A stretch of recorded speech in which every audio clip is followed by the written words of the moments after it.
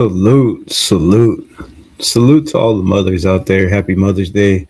Thank you for all that you do. Without y'all, there would be no us. So, from the bottom of my heart, thank you to all the mothers and, all the fathers that are playing mothers. There's a lot of single dads out there, that play both mother and father. So, salute to y'all, man. Salute to y'all. Salute to the nation. What's good? What's good, everybody? Hope everybody had a great Mother's Day. Got some barbecue in, got some, whatever you were doing, whatever you were eating, and got to spend time with your mothers. Mine, unfortunately, is far, far away. So if you got to see yours, you should be blessed and appreciate every second you got to spend with her. And man, let's get into it. So the Las Vegas Raiders, they have a master plan. What is that master plan? Will Fernando Mendoza see the field sooner than expected? What are the rumors with Kirk Cousins? Will he start? Will he play the whole season? Will he not play at all? Will he get beat out by one of these quarterbacks in the building? Also, could there be some UDFAs that shake up this entire roster? There is more and more names coming out that the Raiders like an awful lot. Some of those names are gaining steam. Yes, we have a couple days until the 14th, until the schedule comes out. I think that'll tell a lot more about who starts and who doesn't start for the Las Vegas Raiders, right? If you get, some games that you think you might catch some teams, like Miami or the Jets and the Cardinals, maybe we get all three of those in the first three games. You never know. Then, damn, do you start Mendoza, right? I don't know. So that is the question. That'll be one of the topics. Also, which are the players, that that I've been hearing, from camp that could possibly shake up the roster like we were talking about. And then finally, the last topic will be, is the Raider identity finally changing? Is commitment to excellence back? Well, we're going to break it all down. We're going to talk about every single one of those topics and more. Shout out to whoever's in the building. Stephen Sullivan, what's good, my brother? What's good, man? How are you? How was your Mother's Day? I got my mom some flowers and polished her headstone. Nice, nice, man. Nice. But at least you went to visit, right? At least you went to visit. What's good? What's good, man? What's good? Sorry for your loss, my brother. Greg Brewer in the building. Brad, what's good? What's good? James Furpo, always with the Raiders. What's good, my brother? What is good? How are you doing, man? How are you doing? Did I miss Raider?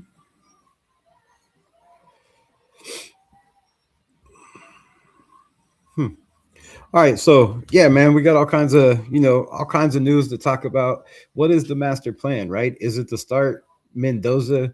Is he ready? If he is ready, or even close to ready, right? If there's a tie goes to the runner situation, do you put in Mendoza and just, swing for the fences? Let him get his feet wet, let him take his lumps, right? Let him learn with the offense that he's going to be playing with, obviously for many, many years to come, right? Let him get his feet wet. Let him get acclimated to the NFL. Do you do it early? There's a lot of people, even Fernando Mendoza himself, that says he has a long, long way to go. Right? He's not quite ready. He doesn't feel he's ready. He knows baby steps, and of course, he's a humble guy, and he's going to say that. But I'm sure, like he said, it's right now. It's like reading through a fire hose, right? And that statement right there tells me that there's a lot of information coming at this young man, and he is overwhelmed. Whether he's a brilliant mind, a Yale scholar, or whatever it is, right? There's still a lot of information you have to process. Nobody knows how big that playbook is. Nobody knows what they're throwing at him, day one. So there's a lot of information, and for him to come out and say, it's like it's like breathing through a fire hose, that tells me that he's not ready. It's going to take some time. Now, there's plenty of time left, right? We still got OTAs that are coming up on the 18th. Then we got a couple days off, right? We got 2 days, 3 days, and then a couple days off, then a couple more OTAs. And then, we got a long, long time it feels like until August till we get some preseason games. That will be fun to see, who takes the snaps, who takes the majority of the snaps. If you haven't watched the interviews with Klint Kubiak, our head coach, he said he's impressed with all three quarterbacks in the building. All of them will get plenty of reps. There's people going around saying that he said Mendoza is going to get the majority of the reps. I'm going to go back and play it, pull it up here and play it in a little bit because I don't know if I missed that part or not, but I heard him say Kirk Cousins, Kirk Cousins was the veteran. He was going to take the majority of the snaps in the beginning, and he deserved that, right? Spytek also said the same. So how much will Fernando Mendoza, be out there with the first string? Will he be out there with the second string? Will it be, a guy like Will Putnam handing the ball off to him? Or will it be a guy like, Jackson Powers Johnson playing second, second string center? Or will it be a guy like Trey Zune? Will he be out there working at the center position, handing off to Fernando Mendoza? Bueno, what's good, my guy? Appreciate you pulling up. The hell? Aldreo Noose. What is that? 5139. Let's go with that. Appreciate you pulling up, Raiders. So yeah, man, there's a lot of questions to be answered, and we're going to try to break down and see what are the most, possible scenarios. What's best for this team? How are they going to look in the future, right? We talked about, we've heard about, we've listened about, we've discussed about, right? The fact that the Raiders keep saying it's a rebuild. But with the moves they made, the people they brought in, the draft class that they had, that, I have high hopes for. Some people, have it graded differently, but we shall see. But there's a lot of talks that they are very impressed with the draft. They are a lot impressed with a lot of UDFAs that can be pushing some of these veterans, off the roster. And if that's the case, then is it really truly, a long rebuild? We hear, I've heard talks about, the first 2 years, 26, 27 is going to be, rebuild, see what we got, where we are. And then 28, 29, they're going all in and trying to win a Super Bowl, which makes sense, right? The Raiders host a Super Bowl in 2029. Wouldn't it be great to host the Super Bowl for our Las Vegas Raiders instead of the Kansas City Chiefs like we had to when the first time we hosted a Super Bowl, right? So a lot of those questions, get your questions in. How do y'all feel about it? Got to get to work 7 p.m. to 3 a.m. Man, well, if you could turn it on, put it in your ear, listen. I'll try to keep you awake, my brother. Or I might put you to sleep. You never know. So get back to work, my brother. Appreciate you. Raiders, my guy Furpo in the building. Always coming to show love. Appreciate it, as always. Well, yeah, man. So will Mendoza see the field sooner than expected? I'm going to say yes. And I'm going to say no as well. And I'm going to give you why. Because some people's expectations are he should start right now, right? And I think that's a little bit of high expectations. Just because other quarterbacks drafted first overall were thrown to the wolves, don't mean the Raiders have to do that. They're not in that situation where they have to, right? Cam Ward, who was his backup? It was Will Levis. Will Levis was his backup, a guy they drafted in the first pick in the second round, right? A guy that started a lot of games for them that probably wasn't ready to start a lot of games when he got thrown to the wolves, right? Was injured, played injured. I still have faith in Will Levis as a quarterback too. I believe that kid, in the right system and the, time to learn, he could be a decent quarterback, just like, Sam Darnold was, just like Baker Mayfield was. So anyways, my point is he didn't have a veteran quarterback in the building that they could throw out there. It was Will Levis or it was Cam Ward. And when it's close, right, tie goes to the runner, you're going with the first overall pick is why Cam Ward was on the field. I believe, if they could have went and got that veteran or had a coach that felt like, that was the way. Obviously, Brian Callahan didn't feel like they needed a veteran quarterback or, one that could give him a little bit more competition with Cam Ward. So the Raiders have that in the building, right? They went and got Kirk Cousins. We'd all know Kirk Cousins can play, right? He can still throw the rock. I will say this, in some of the videos I've seen of him throwing the rock, it looked like, man, he was he was training. He was giving it all to throw it. And at 38 years old, you know, you know what that not everybody's the same, right? Not everybody's the same. So will Kurt be that guy? He said it himself, right? If he's not the best guy out there, the best quarterback in the room, he doesn't want to play, and that could very well be the scenario. But I feel like when you got a guy like Mendoza, who Tom Brady has been quoted as apparently saying in Spytek that this man is a machine. He knows what he needs to do to get better, what he needs to work on, and how to work on it. That is huge. That's huge praise from, two guys that I respect in the building, and Tom Brady and what he's done in the NFL, and then John Spytek just for what he's done for the Raiders, the buildings he's been in, the help, he's helped them out as well. So Mendoza, man, this is my thing. If he's ready, it still doesn't make sense to put in Mendoza the first game or the second game, right? Put in Kirk Cousins, and maybe, just maybe, you play Kirk Cousins for say 4 games, 5 games, right? Maybe Kirk Cousins plays pretty damn well in those 5 games, but in those 5 games, the Raiders learn that okay, this offensive line is a lot more, you know, ahead of the process than we thought they were going to be. Our receivers are a lot better than we thought they were going to be. Our running game is better than we thought it was going to be, or up to par where they thought it was going to be. And the key thing in all of this is the defense. If the defense comes out and is better than they expect in the first couple of weeks, there's always that chance that in the NFL, starting quarterbacks get hurt. And I'm not saying ours, I'm saying other teams, right? There's other teams and a lot of teams last year that had 2 or 3 starting quarterbacks. The year before, I think it was 46 or 47 different quarterbacks started a game in the NFL. And the year before that, I think it was higher at 61. That's almost double. That's almost every team started a different quarterback. So there's injuries. And if Kirk Cousins comes in and he plays well, right? And teams knowing, hey, if Aiden O'Connell makes the roster and still on this roster, look, you got Aiden O'Connell, right? You got this kid in, Jacob or whoever they decide to keep on the practice squad. If they do keep another quarterback, right? You have this quarterback room, you have a first overall pick. This team looks pretty damn good. Why not put in the rookie and, trade us Kirk Cousins, right? He's under the he's on the roster for 3 years paper wise, right? That could be a scenario. It could be a scenario where this man comes out, he plays pretty solid, this team is decent, they're in a lot of games, and somebody needs a quarterback, right? I mean, look around the league.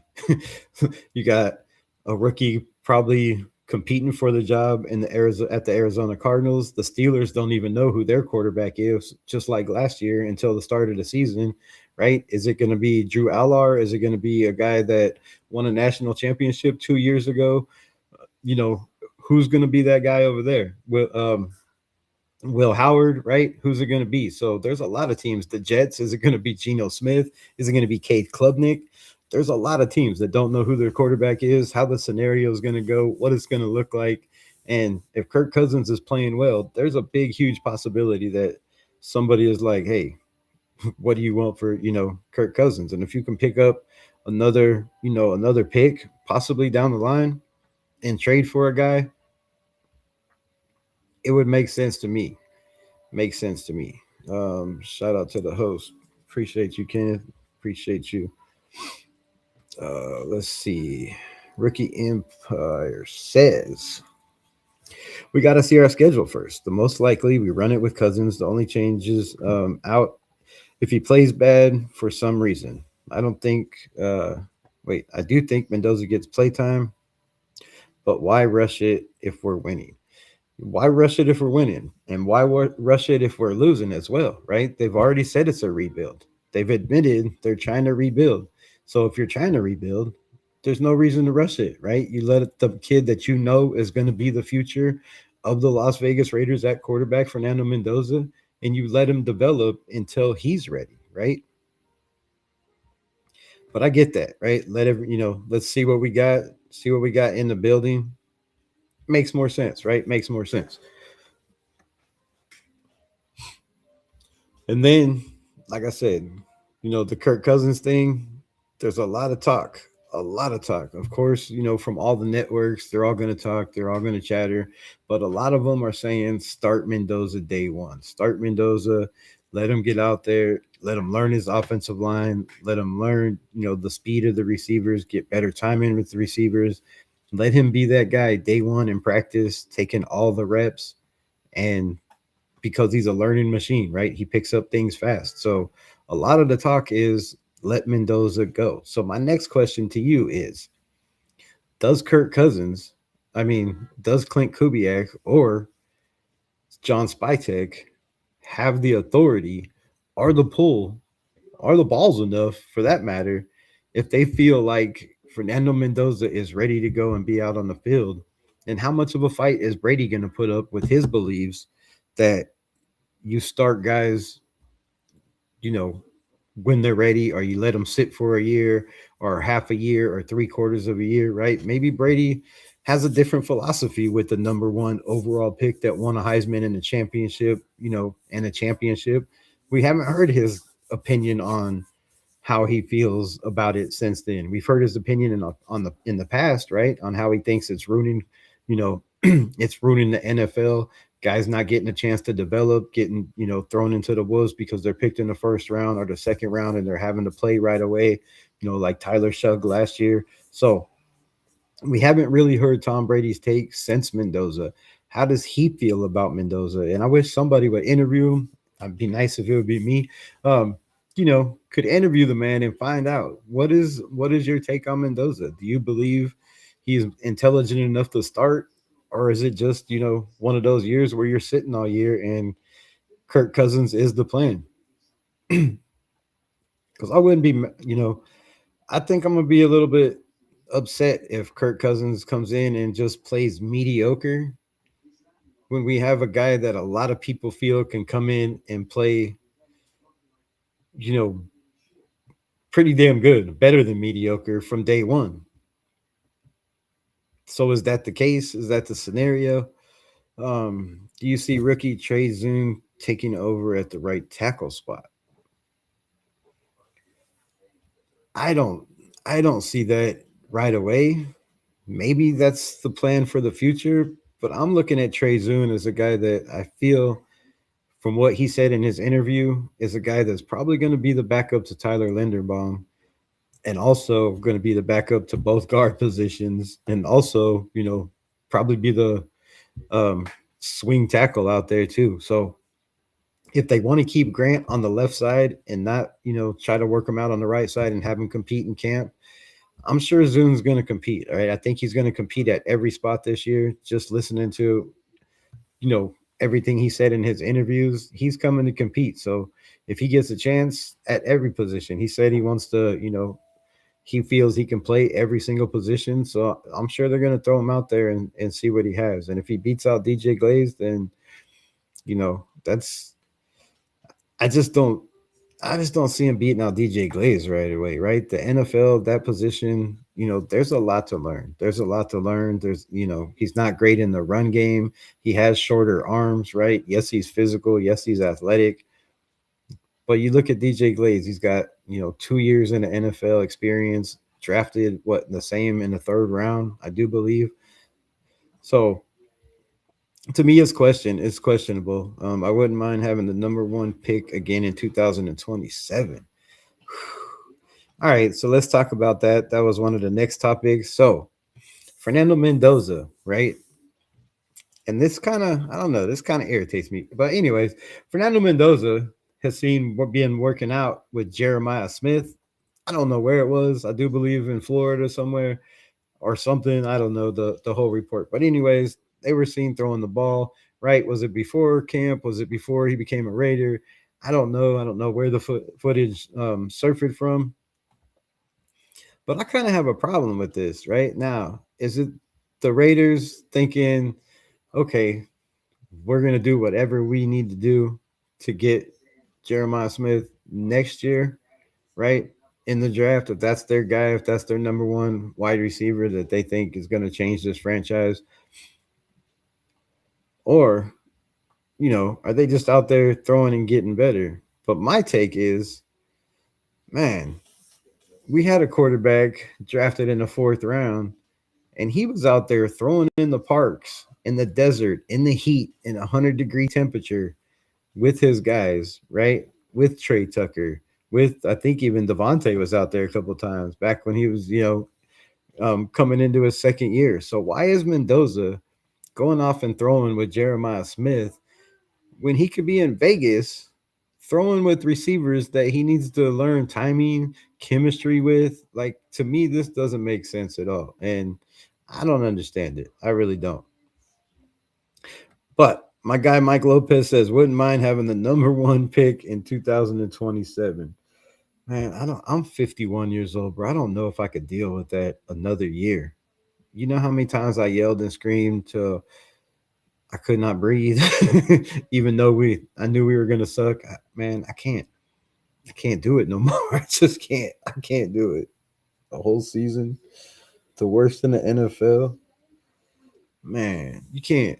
No, nah. And I don't feel we're gonna be there. There's no way, bro. There's no way possible that the Las Vegas Raiders are the worst team in the NFL. Miami, you don't know what they have in their defensive head coach over there, what their offensive coordinator is going to bring, right? You have teams like the Buffalo Bills who have changed head coaches and offensive coordinator. What is that going to bring? 87 Nada says, yeah, F that. Yeah, I mean, I'm not, I can't deal with no more losses, bro. I don't think we need the number one pick. I think next year's draft has enough players in it that no matter where we are, we're going to have a first round pick, right? Or you never know. There could be some trade scenarios where we end up trading some players and end up with, two or three first round picks next year, right? I'm I want to win some games, bro. I don't care another number one pick. I want to look like a real ball club. Facts, man. Facts. Preach that truth right there. See, that he gets it. He gets it. I want to be competitive, right? We don't have to be, 11-6, which I've heard some people saying already. Which I wouldn't doubt that. But we don't know what the schedule looks like, right? We know who we play, we just don't know where we play. And yeah, I like my man 87 Nada says, bro, like 100%.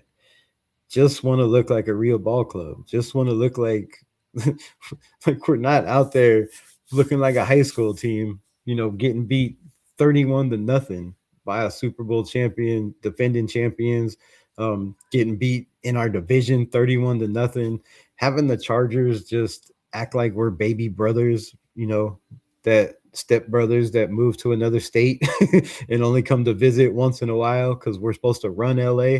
And we haven't won in LA since they built SoFi. So, I mean, yeah, bro, I just want to be competitive. I want to be competitive. I feel like we have the team to be competitive.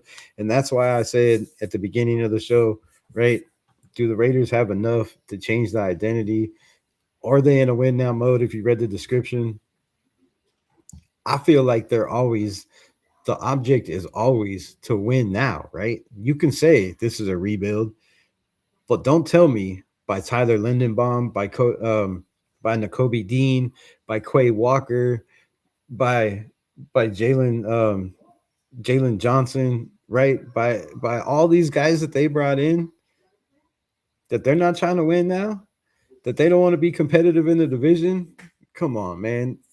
Klint Kubiak did not take this job to lie down and say this is a rebuild. He said it himself. His own words said, yes, this is a rebuild. However, we're trying to win every game. We're still trying to go out there and compete in every single game. And I believe we have the defense, we have the guys on offense, we have enough guys that are, don't have to be big names, but guys that are big time players and guys that I believe are going to be big time players. And we'll get to those in a minute. Would you trade Crosby next year for a top 10 in a third round? I mean, that's a tough question. That's a tough question. Crosby didn't want to be here. And to me, right, That's like I said this before, right? That's like your girlfriend or your wife saying, "Yo, I don't want to be with you no more. Um, I'm gonna go look. I'm gonna move on. I'm gonna go do my thing." And then can't find nobody. Nobody wants her. And then she coming back, be like, I changed my mind. I love you. You know what I mean? That's Max Crosby's situation. He went to Mark Davis and said, I don't want to be here. I don't want to be here. I gave it my all. Trade me. And that, he got traded and they didn't want him and they sent him back. And now he's like all in, right? So that's a rough situation, man. That's a rough situation. But for a top 10 pick in a third round, I think that's a little light.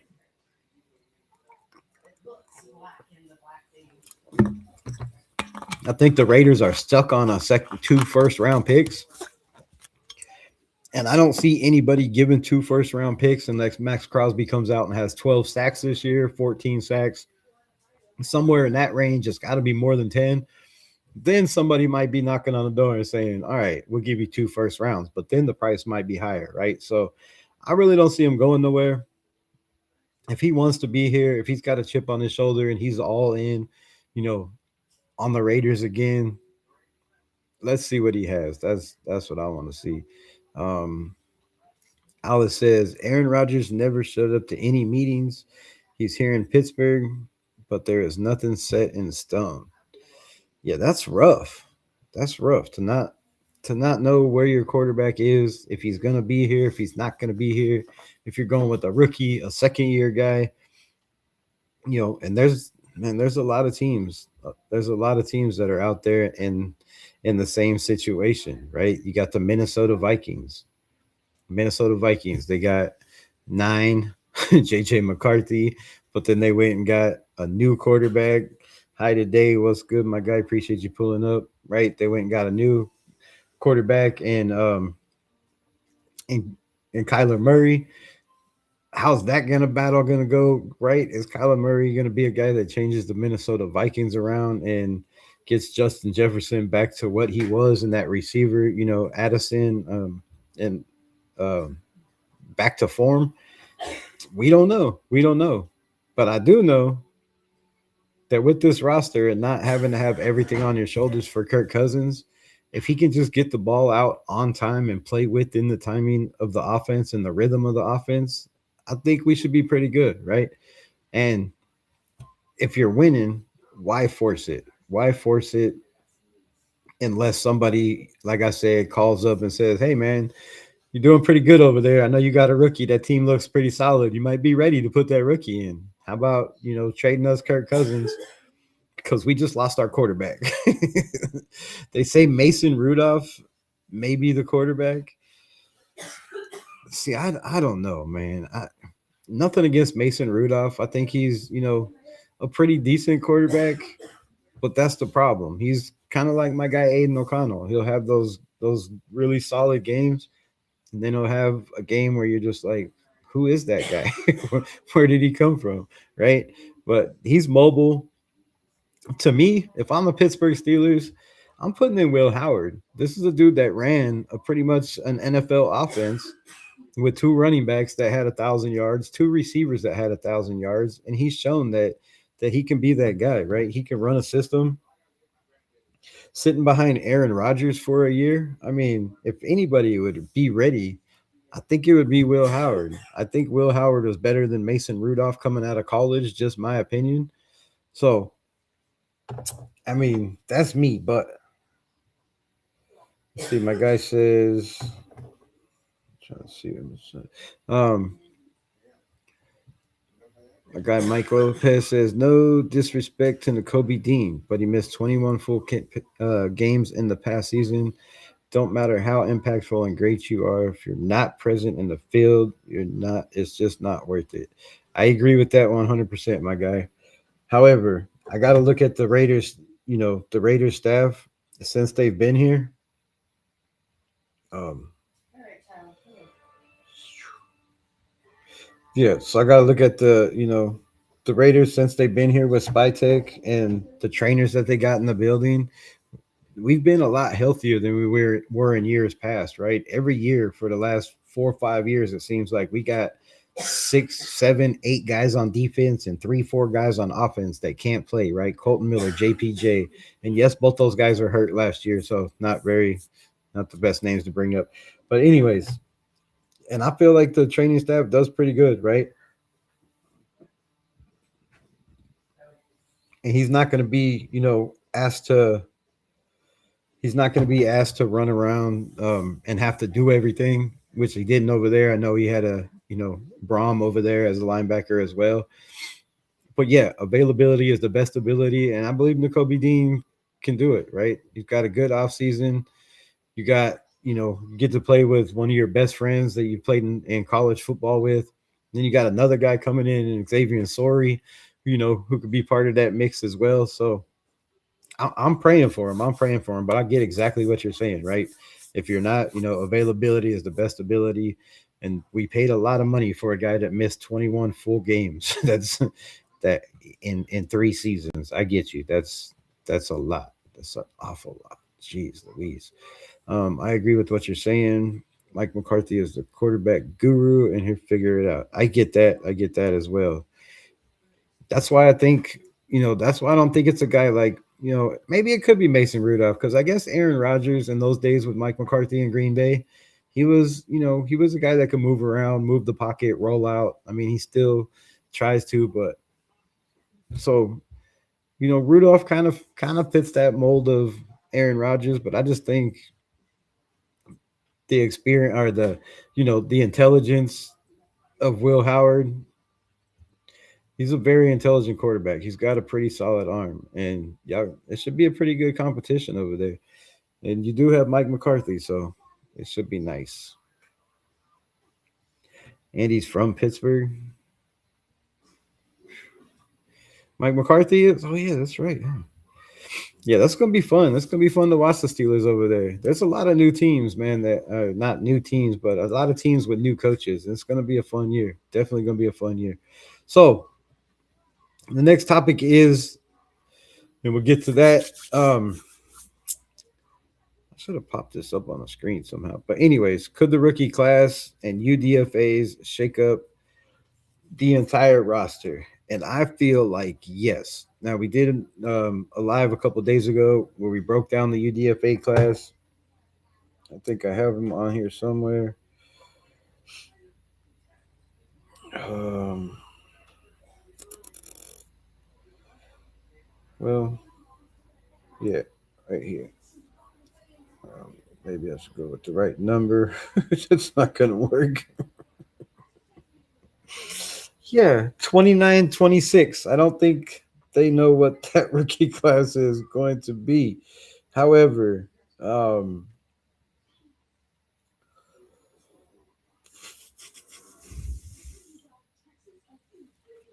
so there's been a couple names that have been talked about picking up steam, right? We talked about them the other day. Um, Gary Smith, defensive tackle. A lot of people thinking this man might make the 53-man roster. I heard some people saying that don't be surprised if he makes the 53, which I don't know what he's doing out there in camp, but I mean, the UCLA kid trying to make it. And then Sion Sloan, Mr. Sloan. I'm just going to call him Mr. Sloan because I can't pronounce the dude's first name. I thought it was Kane. It's not. I don't know what it is. But the edge guy, if you can play that edge, we talked about it, and linebacker, you have definitely a better chance of making this team. Then you have the kicker, the Tokyo Toe, right? Then you have Tyler Dusninski, the long snapper out of Penn State, which I heard, they really, really like. And if you can keep a guy that's a UDFA on a cheaper roster than the one they just brought in free agency, sometimes you just got to lean to those roster guys. And then Xavier Sorey and Chris Thomas out of Maine, both I hear the Raiders are very, very high on from what they've seen so far, from the interviews they did. That's why they brought them in, right? That's why they are UDFA guys. That's why they are signed already, right? Do they make the roster? If they make the 53, that means, guys like Tommy freaking Eichenberg that were not drafted by Spytek, um, and Asholo C gun, right? That was brought in. Maybe these guys get pushed out by some of these linebackers that show they can help this team with their athleticism, their physicality. Uh, and then defensive backs, I talked about before, Caleb O'Ford, right at a Kenshaw State, another kid that they like. They also really like Tanner Wall and Devin Lafayette that we talked about a lot. And I'm supposed to have a video coming out on this man if I could ever get time to finish the damn thing. But a guy that I've been talking about since they day one when they brought him in. Somebody asked me about him. I said I didn't know. I had to go check out film, and I'm still trying to find everything I can find on this young man. But definitely is a guy in Lafayette out of Troy, the safety, physical tackler, right? Could be that last line of defense, that wall back there that makes sure nothing gets past him, right? Whether it's running or passing. So that's already what, one, two, three, four, five, six, seven, eight. That's already eight guys that really have a chance to push this roster, right? And then you have on the offensive line, because somebody asked, do we feel like, or do I feel like, Trey Zoon competes for the right tackle? But you have Isaiah Jada. Yes, he's a left tackle, but with his athleticism, I don't know why you couldn't, he's young enough, quick enough, agile enough that I don't think it would be too much of a problem moving to the right side. Could that be a guy to come in and push a guy like DJ Glaze and Dalton Wagner, who I feel is getting a lot better, man, a lot better. We'll talk about Dalton Wagner in a minute. So yeah, Isaiah Jotter, Justin Pickett, another guy from Duke that's what 6'7", 320. They're trying to put at guard. Can this dude just move over to the right tackle spot and compete, right? Is he fast enough or agile enough or athletic enough to run that wide zone, right? To be able to pull, to be able to get to the next level, to be able to pass on those guys on the edge rush and then still be able to, stop a linebacker or a corner blitzing. So guys to watch out for, man. And then the one I keep talking about out of Queens University is Nicholas Henning, right? The Canadian kid drafted second overall as a UDFA, making a lot of noise, right? Making a lot of noise. And we're going to break down the roster and the salary cap in a minute. But so that puts it at, 10. And then Jacob Clark, I don't know what the deal still is with Sawyer Robinson, right? I'm keep trying to find out, and nobody seems to know. But Jacob Clark, Roman Himby, obviously, and then all the receivers, EJ Williams, Corey Rucker, and Chase Roberts, right? All three of those guys have a dang good shot of making this roster. And I heard somebody today was asked how many they thought um, rookies and UDFAs make the roster, and the answer was 12 to 16. That's a crazy amount of number. When you only keep 53 on the roster, that means they feel like they got a steal in a lot of guys and they drafted very, very well.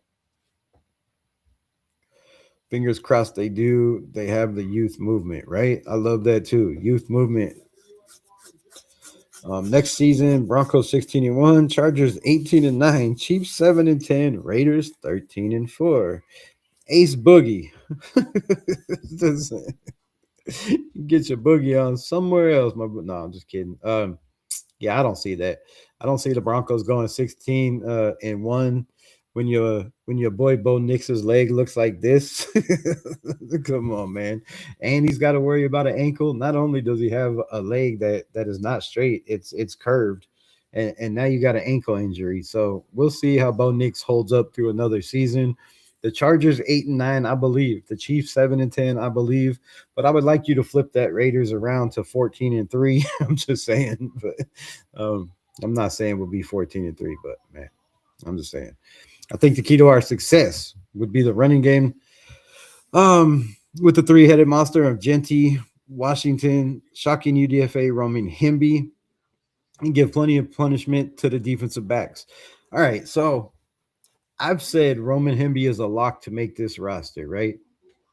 Many, many times. I had a little birdie in my ear say I might want to retract my statements.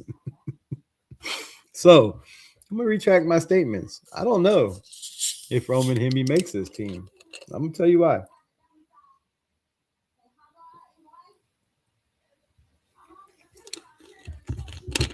They need to keep at least 6 receivers, right? Maybe 7, depending on what they do. But I don't think they keep 5. I think they keep 6. And probably one of those guys is going to be running kickoff returns, and the other 5 are going to be asked to play a lot of football on the grass, right? And then I've heard they're only going to keep, I've heard they keep 5 running backs if you count the fullback, 4 running backs and a fullback, with Dylan Labe being the special teams guy. So he's really going to have to fight for that special teams. But if he doesn't make the special teams guy, Roman Hemby is, I feel, a lock for that 3rd spot on the roster. But if the roster falls a certain way, right, and that certain way is going to be some of these UDFAs fighting for a 53-man roster spot, to me that pushes, the situation different in the running back room, and you keep Dylan Labe for the special teams, kick return and punt returns, because they like what he does back there. He's pretty solid, and they don't, from what I'm hearing, don't want to have to, put a rookie receiver back there or a guy that they feel is going to get, a little bit of grass time. This fool believes. He believes. Like Link be saying, can't make the club in the tub, right? 100% can't make the club in the tub. And another thing that I try to say is, you say you can't cook a dinner unless you know what ingredients you need to make that dinner and what the dinner is. So the Raiders, you got to know what they're bringing in this meal, right? If you're trying to win, you got to know what you got, and you can't just keep bringing in guys and signing guys, bringing in more guys without seeing what some of these players have in the youth. Because we've had pretty decent drafts the last not just 2 years but 3 years. Now some of those guys like DCam might be on the way out, and that draft class will be another draft class for the Las Vegas Raiders that's completely depleted. And we'll go over that here in a second. I'll talk about that as well. Keep in mind that Lackey Tassi and the Japanese kicker made the team. They won't count for the 53-man roster as they are considered international players. The Raiders can only have one international player, so one of them will have to be a roster spot. And the international player, I think they changed that, which I don't. So you get 54, I guess, if you have an international player, but only one can take that title, from what I understand, from my understanding. So who is that going to be, right? Is it going to be the Tokyo Toe and they push Lackey Tassi to the practice squad? I've heard that Lackey Tassi doesn't make the squad, which I don't know why you would let this man, after you've brought him in you know, for a year, showed him football, had him in for another camp, right? Played him on the defense a little bit, then moved him to the offense. I don't know why you would let this man out of the building. So for that reason, if they feel like he's not good enough to take up a 53-man roster and they can't leave him on the practice squad because somebody's going to take a chance on him just because his legs are, like Volkswagens, the dude is huge. Mammoth of a man. So that's going to be fun to watch, right? Does Lackey Tassi make the 53-man because they want to keep Tokyo Toe? Or do they, not go with Tokyo Toe and go with somebody else? And it would definitely suck, but that's the casualties of the roster. Um, So yeah, a lot of UDFAs are gonna push some of these guys, and we went over it 2 days ago, right? Some of those guys might be right guys that were brought in free agency that might get pushed out.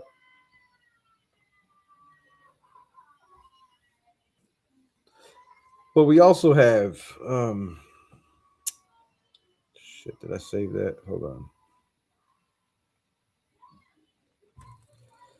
So I don't know how far down it was.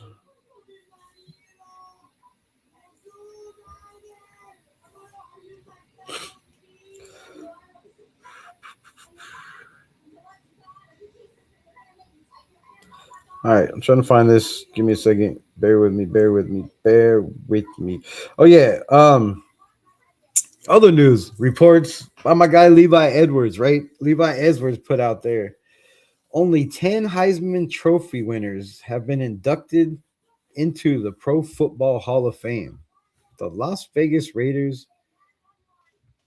drafted three of them. Can you tell me who those three are without cheating? Without cheating. Somebody tell me who those three are. When does the 53-man roster due? It's not due till June. I believe June 28th. July, August 28th. Shit, I don't know. I'll have to look it up again. We looked it up once. I would look it up again. But I need to find this article and I don't know where it was.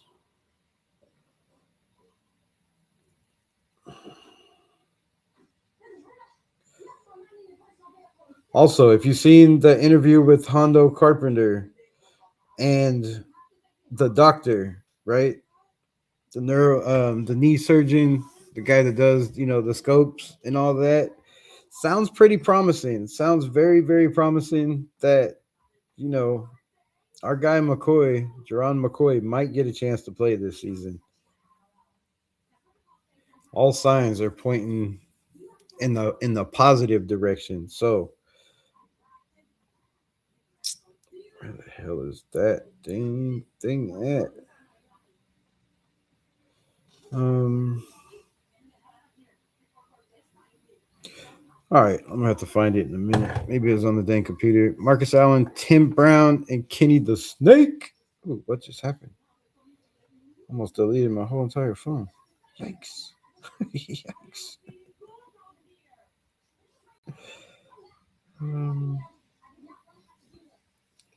all right, man. Where did this article go? Anyways, there was an article that came out. Um, and no, the answer is not Marcus Allen, Tim Brown, and Kenny the Snake. Brown, Plunkett, and Snake. Close. You got two of them. You got two of them.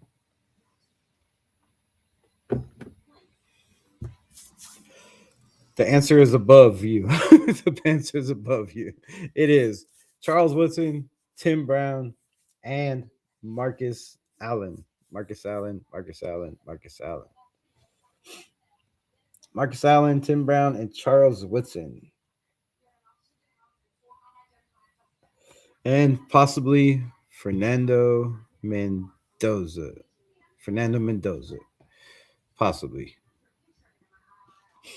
At least that's the plan. Damn. I didn't know that was up so high. Um, all right, where the hell did I save that to? All right, let me try this.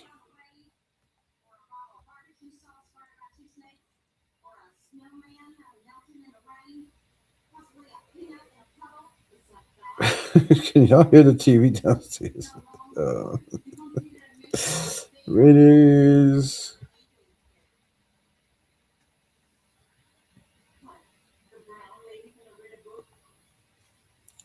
All right, I think this is it. All right, yeah. So this is it. This is it. This is it. Here's the article.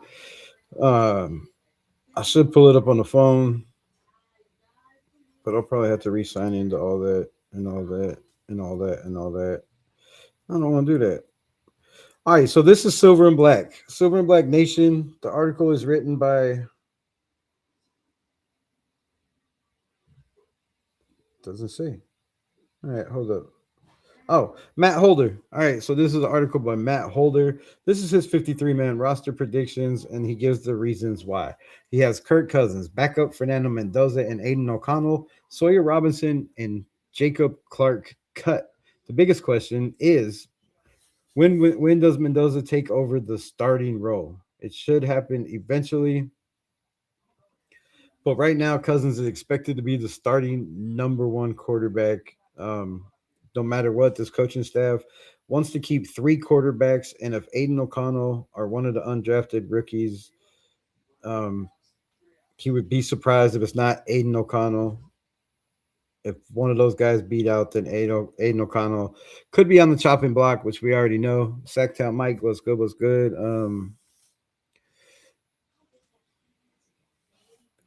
Quirk was good, was good. Running backs. So running backs, he has Ashton Jeanty, backup, Mike Washington, Connor Hayward, and Dylan Labe. No Roman Himby. Um, his reason, Kubiak uses a two-back system. Jeanty and Washington leading the charge, while Hayward would be the lead blocker in the backfield. Meanwhile, it feels like Labe is entering a now or never type season. Need to provide himself entering year three. Um, and his competition is basically Roman Himby, but his focus should be on winning the kickoff return job, right? Because they have two people back there, kickoff return. So his focus should be definitely on winning the kickoff return. Wide receivers, he has Trey Tucker, Jalen Naylor, Jack Besh, with backups being Derek Young and Malik Benson, only keeping five wide receivers. Let me know your thoughts on that. Do you think the Raiders keep five wide receivers? Do you think they keep six? Um, so he says he went with three wide receivers. The starters at wide receiver can vary week to week depending on how much the Raiders run 12 personnel, 21 personnel, and 22 personnel, right? That would be a big question. 12 personnel being two tight ends, one running back, 22 personnel being two running backs, two tight ends. That would be fun to see. But now that they have a fullback, I'm sure we're going to see that a lot more than expected, right? So honest distinction between the backups and the cut receivers would be pressure. This group lacks heading into talent. If anyone can make a name for themselves and earn a roster spot this summer, it would be the fourth round pick who is on high alert, and that is Dante Thornton, right? He also has them keeping four tight ends: Brock Bauer, Michael Mayer, Ian Thomas, and this is Silver and Black, Matt Holder report, and Carter Runyon. He also has them cutting Albert Okawabanam and Matt Lauder, who they already cut, right? Offensive line. Now, this is surprising. He has Colton Miller, Caleb Rogers, Tyler Lindenbaum, Jackson Powers Johnson, and DJ Glaze. The backups being Charles Grant, Trey Zune, Spencer Burford, and Jordan Meredith, with the cut candidates being Antonio Mafi, Will Putnam, um, Layden Robinson, Isaiah Jada, and Clendon McCurtis. That is a lot different than I had it. Now on defensive line, this is also surprising. He has JJ Pegues, Jonah Laulu, and Thomas Booker III, with Adam Butler, Brendan Cleveland, and Tonka Hemingway being the backups. Now last year, Tonka Hemingway played more of an edge guy, more of a five technique. So we'll see how that ends up. Let me know your thoughts on that. He also has cut candidate as Lackey Tassie, Gary Smith the third, Brendrake Martin, and Traven May. Now, I heard the Raiders really like Traven May and Gary Smith from what I'm heard. So, according to Matt Holder, he thinks both of those guys are Adios and Lackey Tassie and Broderick Martin. On the edge, he has Max Crosby, Twitty Payne. Backups being Malcolm Kuntz, Karan Crawford, and Charles Snowden, which Charles Snowden is already gone. I don't know why he's on his list. And he has cut candidates in Brendan Jackson and Jafari Harvey. I feel Jafari Harvey and Brendan Jackson both make this roster. One in place of Charles Snowden, right? And I feel like the other two guys take over. Melissa Angel Eyes was good. Sacktown was good. Jeremy was good. Appreciate all y'all. We need a DT. Do we really though? Do we really? How much of a DT do we need? Let's go Spurs in the building. Sacktown Raider family was good, man. So he has, like I said, Malcolm Coons, Karan Crawford, and Charles Snowden, which Charles Snowden doesn't count. X-nay on that. Jafari Harvey or Brendan Jackson takes that spot, but I feel both of them takes that spot. If you watch mine, I had them keeping more defensive edge guys and less defensive ends. Somebody just said we need a defensive tackle, but I feel like the Raiders' lowest position group could be, could be the defensive tackle spot, right? I would be surprised if they keep more than 5 at that position. And Matt Holder seems to think starters, Quay Walker and Nakobe Dean, with Tommy Eichenberg and Cody Lindenberg being the backups, with Segun Alubi, Jamin Davis, who has already been cut, and Xavier Sori as the cut candidates. Now, if you watch mine, I have it reversed. I think Sori makes this team. I have a really, really, really high that says he is well liked in the building because he can play multiple positions. And we've talked about this before, right? Multiple positions. So he has starting at the nickel position. This is why I have to question a lot of Matt Holder's talk on Silver and Black Pride, because you have at the starting nickel position Eric Stokes, Darian Porter, and Teron Johnson. Now, if you did your homework with the Raiders, you would know Darian Porter didn't play the nickel at all last year. Neither did Eric Stokes, I do believe.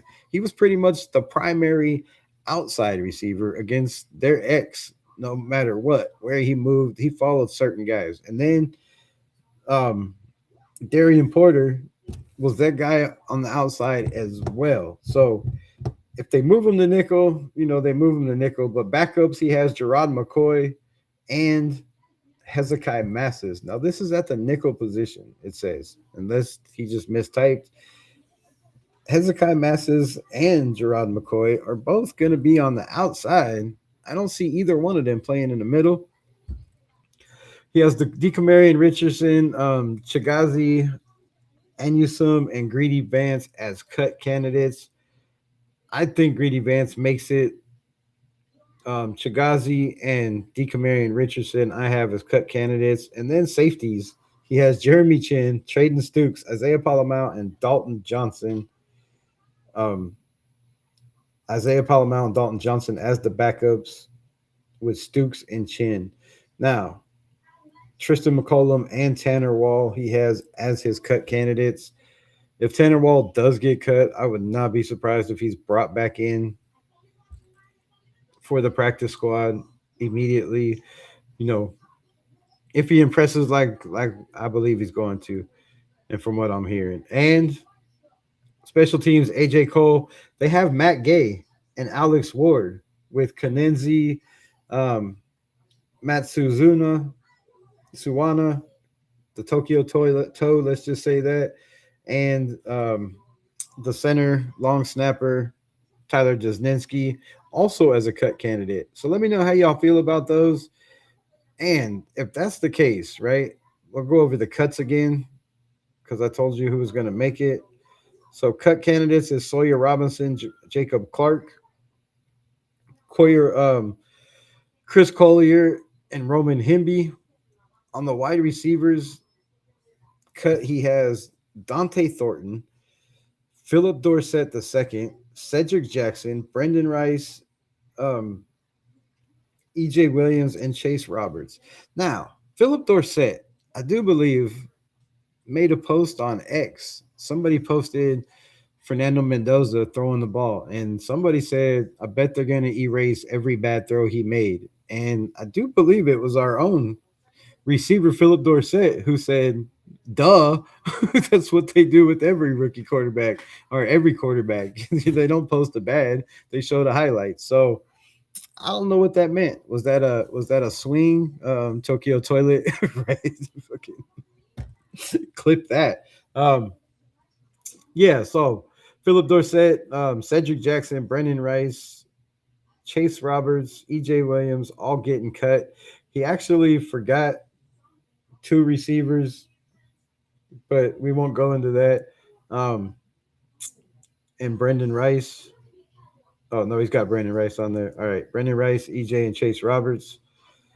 And then tight ends, he has Brock Bauer or Matt Lauder and Albert OK being cut. Antonio Mafi, Will Putnam. This is starting offensive line. I thought there was tackles separately, but anyways, yeah, there's a couple tackles left off here, a couple guys left off here. So that's what they have being cut. I find that um I don't know. I don't know. Some of those guys I really feel are gonna make a push.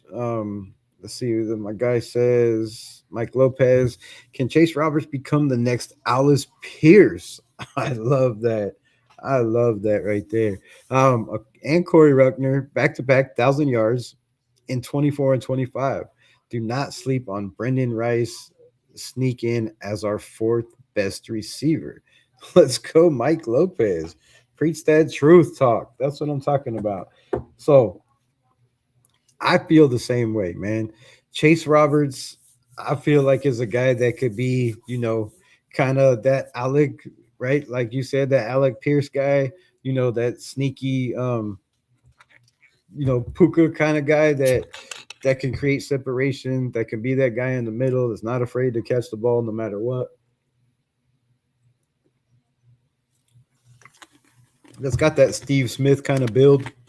Does he have that Steve Smith attitude? I don't really think so. Uh, so yeah, man, I love Chase Roberts. Corey Rucker at Arkansas State just murdered my Razorbacks every time we played them. So I wouldn't mind him making the roster. Kick returns, punt returns, however he makes it, special teams, that would be nice.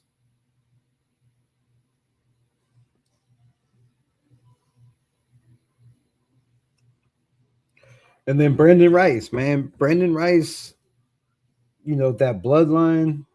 We know the bloodline. His father, Jerry Rice, the greatest receiver of all time. I still believe, compared to the stats and the numbers, I don't think anybody's going to catch those anytime soon. I believe somebody eventually will if they can, play as long as him. But man, the way these guys are throwing it out there, Faded Raider was good.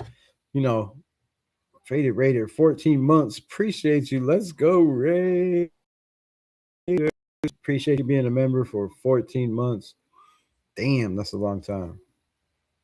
Damn, that's a long time. Speechless, speechless. Man, I appreciate that. That's solid as hell. My night's going good now. It's going really good. Going really good. So now I got support for 14 months straight. That's solid, solid. So appreciate you being a member. And I know I got to push more stuff out there. But again, I appreciate you. Um, and then we talked about the young players that are turning heads. I forgot to segue it and say this is the next segment, but yeah, the players turning heads is guys like Chase Roberts, right? Tanner Wall with his the way he grinds, puts his head down, learning. We talked about him and Chase Roberts, being able to watch film together, study the playbook. That's going to help both of those guys as well, right? And then the final one is the identity of the Raiders finally changed. And I believe, yes, I believe the commitment to excellence is back. I believe the culture change is back, right? The discipline is back. There's a coach in the room that everybody says is very, you know, short of words, right? Doesn't say a lot, leads by example, leads by actions. And if you can look at some of the guys that have been cut, and you're going to find out some of the guys that get cut and don't make this roster, I'm just telling you this. Don't be surprised when you hear some of these names that are traded are cut, because there are going to be a couple, maybe more than a couple, but there's definitely going to be a couple where people are going to be like, no way, no way. Just like the Charles Snowden thing, right? Everybody was like, Charles Snowden, I did not see that coming, right? The Tyree Wilson trade, some people kind of seen it, in the works, but didn't really see it in the works, right? So I believe this is always, bro, love the content. Appreciate you, my brother. Appreciate you. So I believe that this is the best scenario for the Las Vegas Raiders, right? Like I said, you play Kirk Cousins unless he just gets completely beat out, and we never know, man. Maybe Aiden O'Connell in his fourth year in the NFL is better than Kirk Cousins. I believe he is. I believe he is. Our coaches, our general manager has went out of his way to talk about them both times. So there's going to be a competition at camp. I love that. But I just feel like the connection with Klint Kubiak, with Kirk Cousins, right? Supposedly knowing part of the system, but not really all the verbiage because everything changes. And Klint Kubiak said it himself. Or Kirk Cousins said it himself when he handed the playbook. He even had to ask, like, what does this mean? What is this? Right? What is this? So he said it himself. It's totally different than when he played in Minnesota. It has evolved a lot, right? He's been on 3 different teams since Minnesota. So a lot of for him to learn too. And they've all complimented Aiden O'Connell, right? But I believe, just like our coach said, in a perfect world, you have a rookie that gets to learn behind a veteran that knows how to get ready for games, right? That knows how to prepare, that knows how to watch film, that knows how to be a good teammate, that knows how to get his guys motivated around him. And we all know Fernando can do all that, but it's a lot different when you get to learn from a veteran. And we know Mendoza is a humble guy, right? He's not going to push. He's not going to be a guy that's going to be complaining, being like, oh, I feel like I'm better, I should be starting right away, right? He's not going to be that dude in the building. So there shouldn't be any drama. It should be the best guy goes out there and starts, unless it's the rookie. That's the way I feel. Even if he is the best guy, I feel like they're still going to give it some games, right? Give it some time. Get on the field in the NFL game, right? Get out there in preseason, and how much will he play in preseason, right? Do you risk playing your rookie quarterback, number 1 overall pick, in preseason? Do you throw him out there and let him be the starter against the other teams, whatever first strings they put out there? Do you let him take first team reps? Will it be Aiden O'Connell? Will it be Kirk Cousins? That all remains to be seen. But right now, it's Kirk Cousins with Aiden. With Mendoza and then Aiden O'Connell, but it just makes no sense to have Aiden coming in, just schooling people, playing against the third strings, backups, and rookies. Like, that doesn't make no sense. So last year he was second. We'll see how that works out. But our coach, Klint Kubiak, said everybody's going to get snaps. Everybody's going to take time. And, may the best man win. Shout out for the $2 holler. And again, I believe you don't have to rush it, right? You don't have to rush it. If he's ready to play, put him out there. But we know the mentality of Mendoza. He's a baller, bro. This man, he wants to play. He wants to start. Who doesn't, right? Who doesn't? That's just your mentality as a quarterback. He's a leader. He wants to be that guy in the building. But we also heard him say, you have to earn the respect of the guys in the building. And the only way you can do that is to play football, right? You're not going to learn respect, earn respect from the guys in the building by watching film or making a couple plays in practice with nobody guarding you, right? One-on-one, just, receiver and quarterback, no coverage, nobody rushing the passer, right? You're not going to gain respect that way. You have to gain respect by being a leader in the locker room, leading on the field in practice, being the first one in the building, the last one to leave. And I can't wait to see what the reports are, right? What are the reports? Who's the first one in the building? Who's the last one to leave? Are these guys trying to compete with Max Crosby, right? Is he there waiting for the doors to open? Is he there when they, until they kick him out? Is Mendoza that type of dude? We all know he is. So it's going to be fun to watch. And I thought the biggest takeaway from Klint Kubiak and what he had to say was, these guys, they're going to compete against each other. They're going to make each other better. They make each other better in the film room. They're all very, very highly intelligent football players. And that's just going to push this room and make it better. So I don't know why people are, trying to rush guys out, trying to trade guys. Let these guys develop into, a tight-knit group and build this young man for the future. No rush, no rush. And we can still win games with Kirk Cousins, right? We can still win games. You got a solid running back. So we talked about 12 personnel. We talked about 22 personnel. I mean, if you got Michael Mayer out there, Brock Bowers, and Mike Washington and Ashton Genty, I mean, damn. Damn. So you got 5 linemen, that's 9, right? Your quarterback, that's 10. And then you got 2 receivers like a Jack Besh and a Jalen Naylor. I mean, that's filthy work. That's filthy work. That's hard to cover for any team. That's hard to cover. You can run out of that, right? You can pass out of it. We all know, well, at least if you don't know, well, now you know. Kubiak had a lot of plays. If you go back and watch the all 22 film, and we'll probably break some down before the season starts, but he had an awful lot of plays that he ran over and over and over and over in a game, right?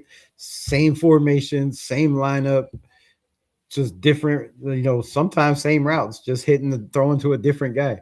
And a lot of times, different routes. So it's going to be a tough offense for people to pick up, as we seen last year. That's why Seattle made it to the Super Bowl.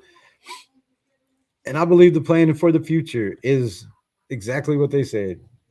Play Kirk Cousins until Mendoza's ready. I wouldn't be surprised if Mendoza doesn't play at all this year, but I find it hard to believe that somewhere, some way, somehow he shows that he's ready.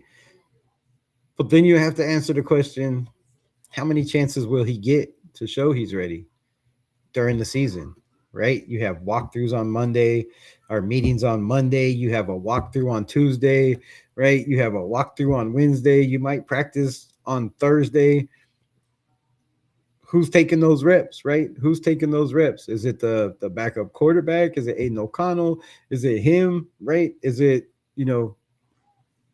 is it Jacob if they keep, him? We don't know who that guy's going to be. So how many chances during the season do you get to show you're not ready or you're ready if you don't get to show it and prove it in the offseason and in preseason? So shout out for the $2 holler. Raiders.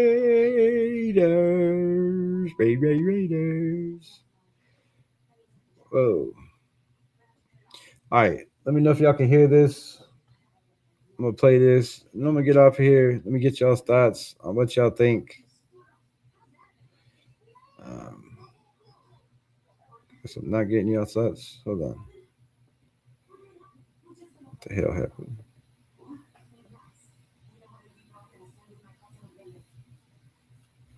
All right. Why are you not showing up? Window, YouTube, audio.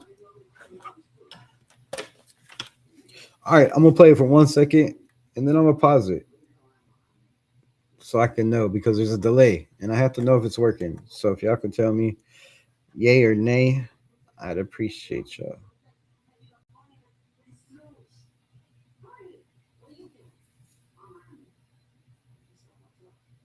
Talked about, and his intelligence as he set his other teammates up. Because I thought, Coach, it was great that his goal that day was to enhance his teammates to help them get drafted.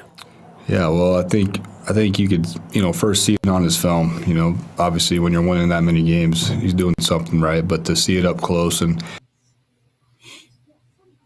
I don't think you can hear that. Can you see me? Where's me?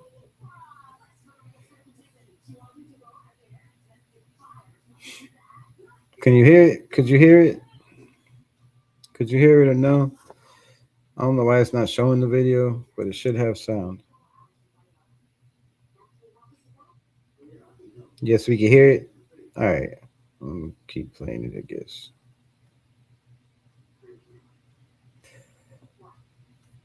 So this is Klint Kubiak on his quarterbacks. How he organized the workout and commanded his teammates and got them lined up and just completing every ball, and obviously had a lot of chemistry with those guys. So that was impressive. That was to be expected, though, too. You know, that's what's demanded at his position. With Kirk Cousins, you brought him in, your familiarity with him, just what a player, how smart he is. You have Aiden O'Connell in the building, and now Fernando. What's it like in that quarterback room as you're about to get ready for OTAs with all the just experience you have there and the leadership qualities? I think the great thing John Spytek did was just add a really competitive room. You know, between Kirk, Aiden, and Fernando, those are three excellent players right there. And, you know, we're going to coach our tail off, but no matter what, they always bring the best out of each other. So when it's a competitive room, it's a good thing. And See a that lot of look on his fans are face? asking me on radio about the competition and who's going to prove to be a starter. That's a good position to be in. You've had a lot of really good quarterbacks in your career as a coach, as a coordinator. So the competition, what do you expect to see from that when we get to camp? Yeah, well, I expect the guys to go out and do their job, and they always talk about our quarterback competition. They're competing against the defense every day, you know, and but you know, Kirk and Aiden are going to get reps. Fernando's going to get a lot of reps. We got a long way to go till we start playing football in September. But you know, Kirk Cousins having his veteran leadership, guy that's run this offense before, but been in a lot of systems. Guy that can still play, can still move, can still throw the football really well, and he's done a phenomenal job in these meetings with Aiden. I've been really impressed with Aiden. Being around him, you can see why he's such an intelligent, professional guy, and I think he's got a lot of talent to work with as well. I've seen plenty of power banks over my field. All right, so let's hide this. Hide.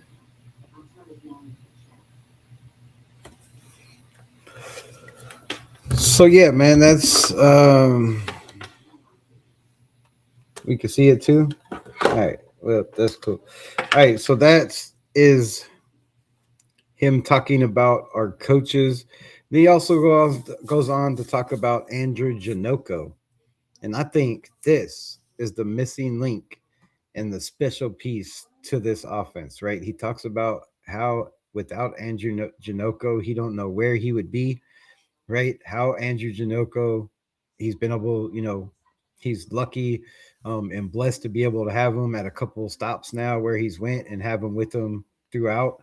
And there's a reason why he was made the offensive coordinator, quarterback, coach that he's been the last couple places they've been.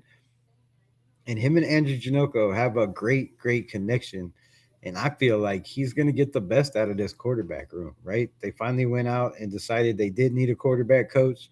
So they have that, but Janocko is that guy. So he's going to be the offensive coordinator that also, gets to be that guy that's showing these quarterbacks the system, showing them the way, showing them the Raider way, right?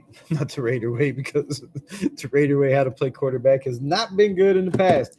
But let's show this a little bit more. Where the hell did it go?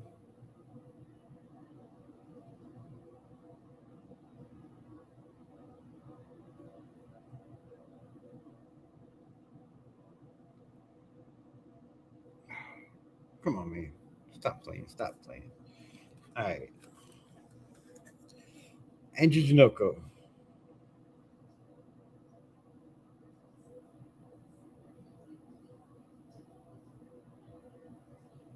"15 years of reviewing Seriously. tech, but this Ridge one quickly became a favorite. So this Coach, let's highlight some of your coaches here. Mike Sullivan, I saw Mike McCoy today, Andrew Janocko. When I look at Rick Dennison, just a few of them, because you got so many coaches here.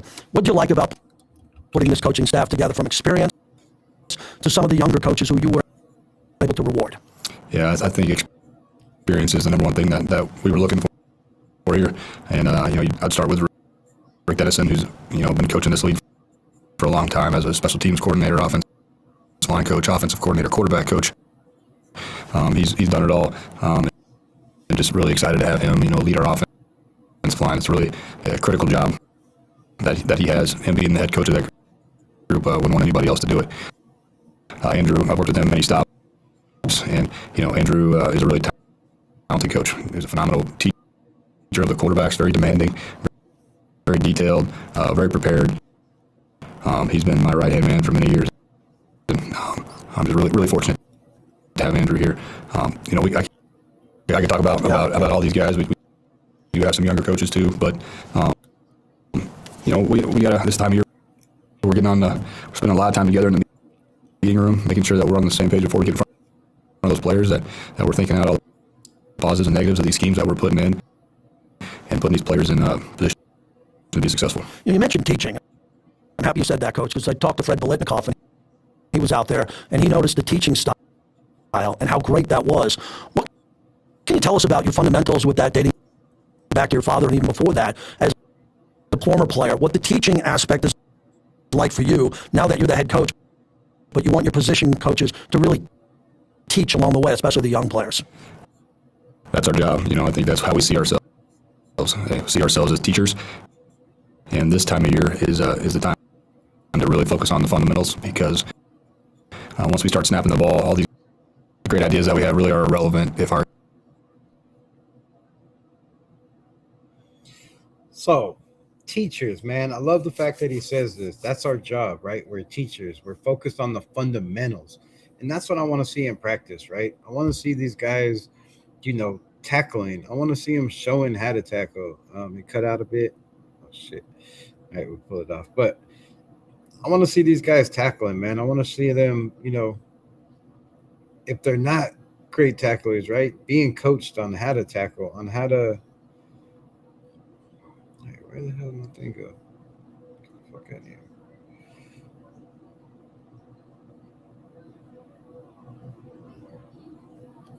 All right, so yeah, man, I love the fact that that's what their focus is. Their focus is on fundamentals, right? Catching the ball with a triangle, hands out, right? Carrying the football with 3 points of pressure, right? Having it tucked in your arm, right? Doing the small things, the little things, making sure you don't miss with your hands, right? When you're trying to block, make sure your hands are in his chest where they need to be, right?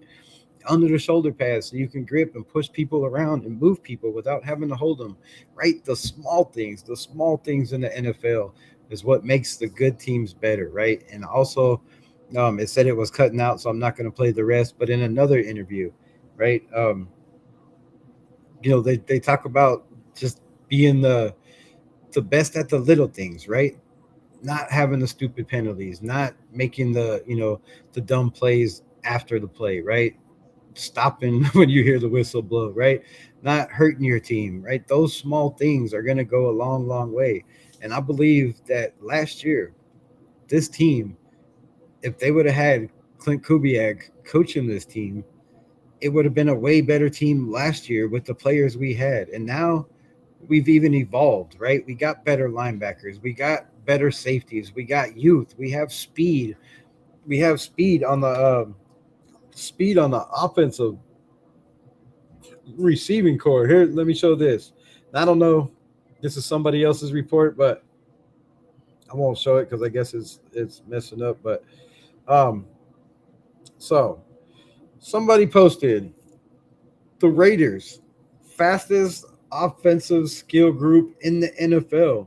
Our average time for receivers right now, the 1, 2, 3, 4, 5, 6, 7 out of 9 receivers of the fifth, what do we got? 13, 14 out of the 14 receivers we have in the room, 9 of them,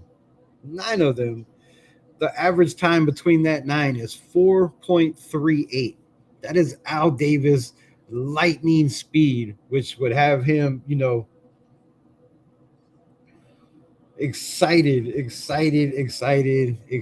and screaming Raiders in the grave. Shout out to the great Al Davis. But Trey Tucker, 4.4 speed. Ashton Genty, they say 4.42 speed. Jalen Naylor, it says 4.39. I think he's I think him and Trey Tucker got mixed up. I think he runs a 4.5, a 4.4. But anyways, 4.39. Dante Thornton with his 4.3 speed. Malik Benson a 4.37. Jack Best runs a 4.46. Mike Washington with 4.3. EJ Williams, they say 3.9. I don't know if that's correct or not, so don't quote me on that. And then Brock Bowers in the 4.5s or 4.4s. I think it's 4.5s. I don't think he's 4.4 quick. But man, either one, that's fast. And then I'm gonna show this video and then I'm gonna get the hell off of here. This video, man. This video. I need to know why from the Raiders, and somebody, share this out, post this out, clip this, post it on X, because I want to know the answers, man. I need to know the answers. It's really pissing me off. I don't know the answers. And this video is, hold on, it's going to take me a second. I don't have it pulled up. I need to go to bookmarks. Come on, man. You're holding the live up. Holding the live up. All right, Marky Marks and the Funky Bunch. Gotta share a video again. All right, I'm gonna share this video. Hopefully it plays and doesn't cut out.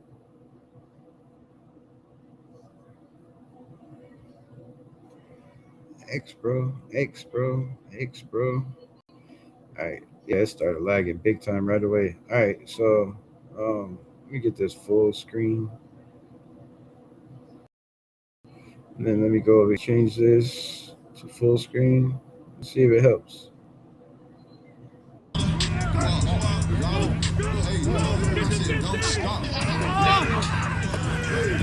All right, that's better. All right, so this is my boy, Taylor Green. Look at this pass. Oh, to the guy I wanted. You know who that is? It's Denzel Boston. But look at this throw. On the dart. On the money. And I got one more. So I need to exit out of this. One more for you. Oh.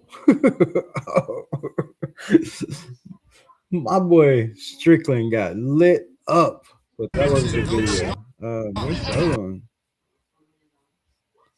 What the hell? All right, I guess you're watching all my videos. I don't know where it went. I thought I had both of them. But anyways, there was another pass from Taylor Green to, yeah, let me get out of that. Shit, stop sharing. But there was another pass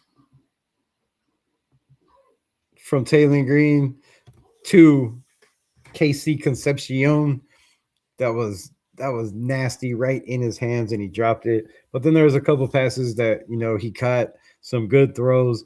I've been saying this. If you don't know, now you know. Don't be surprised when I'm right about Taylor Green, like I was right about Jackson Dart. Like I'm probably going to be right about Riley Leonard when he gets his opportunity. He showed little pieces of it last year, right? Don't be surprised when Taylor Green is not a starting wide receiver in the NFL, but he is starting games for the Cleveland Browns this year. This man is making it look easy in camp. And the question that I have is, why are the Cleveland Browns out there practicing on 7-on-7 when the Raiders have not done any 7-on-7s that I've known about, that I've heard about, that I can get film on, that's out there? You know what we get for camp practices? Guys running, guys doing running drills and stretching and working out and music and clowning. Why don't the reporters report what's going on? I want to see some great throws from Fernando Mendoza. I want to see what Kirk Cousins looked like when he comes out there in OTAs. And why is this footage out there for the Cleveland Browns and it's not for our Las Vegas Raiders? I don't think it's fair in the NFL. And I'm very, very, very, very highly upset that every time I look on X, there's another play of Taylor Green throwing a bomb to the receiver that we should have got in Denzel Boston, to the receiver that we could have got in KC Concepcion, right? From the quarterback that we should have got in Taylor Green. But the biggest problem and the knack that I have is, Why are they playing 7-on-7s? Why are we not doing that? Right? Doesn't that make you better? Why isn't our team got footage from all these, great reporters like Jesse Merrick and Vegas Sports Today, my guy, Mike Dixon. Where is the actual footage of guys playing? I want to see guys throwing interceptions. I want to see guys making miraculous catches with somebody covering them, not one-on-one. I don't want to see Mendoza throwing the ball, 40 times coming out of a rollout. Oh, and that's the other thing. Before I get off here, I got to complain about this too. Yeah, I do. I forgot. Um, I definitely have to complain about this. So this really irritates me as well. I guess we're going on Rebel soapbox today, but this play. Okay, is it that one? Not that one? Not that one. I got one somewhere. But this play, man, I don't know. I messaged the great Kurt Warner, right? Or I just said, somebody answer Kurt Warner, Chase. Yeah, he didn't reply. So Chase Daniels. Yeah, I shouldn't even say his name because he didn't reply.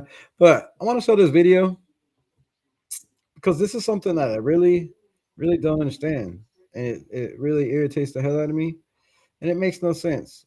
So I would like for somebody to try to explain it, if you could. So why is our quarterback? Yeah, and it's gonna run on repeat while I go on my soapbox. At least it should. But yeah, so you take the handoff. Look at the pose. I mean, look at the pose for one. What is this? What is this? What is this fancy handoff and stop and pose for a minute? Like, come on, that you're gonna have to cut it out. I know you're a rookie, but that was way too long of a stretch. He's like, oh wait, I forgot, I got to turn and run. The whole point of the drill is to hand off and roll out, and he's stopping and admiring his handoff. But the main concern I have is Fernando Mendoza had a problem that everybody said, everybody that talked about Fernando Mendoza that watched film on him, his biggest knock was when there's pressure in his face, he drops his eyes. When he has to roll out of the pocket, he's dropping his eyes. Why in the hell are we running this drill where this man rolls out, see him catch the football, look down to catch a football, then you have to spin it around and get it to where you want it on the laces and then throw the ball? To me, this drill is absolutely nonsense, and I don't understand why the Raiders. I did not hide. I don't understand why the Raiders are running this drill. Like, hand off and then roll out. But I know the hand-eye coordination, but you're never ever in a game going to hand the ball off to someone, have another ball in the game. You're never going to have two footballs in a game. You're never going to hand off and then catch the ball. Even if it's a trick play, the quarterback's usually not going to catch the ball. But my point is, the whole point of him not being able to take snaps under center was the biggest problem was going to be turning your back to the defense and then finding the open man and dissecting the defense, who's probably going to be in a different look by the time you turn your back, right? You might be looking at it up front and thinking, okay, they're in cover 3, and then by the time you turn around, right, you don't know what they're in. They could be blitzing, they could be in a cover 4, they can be in man, they can sneak up and press. Like, there's press on one side, zone on the other.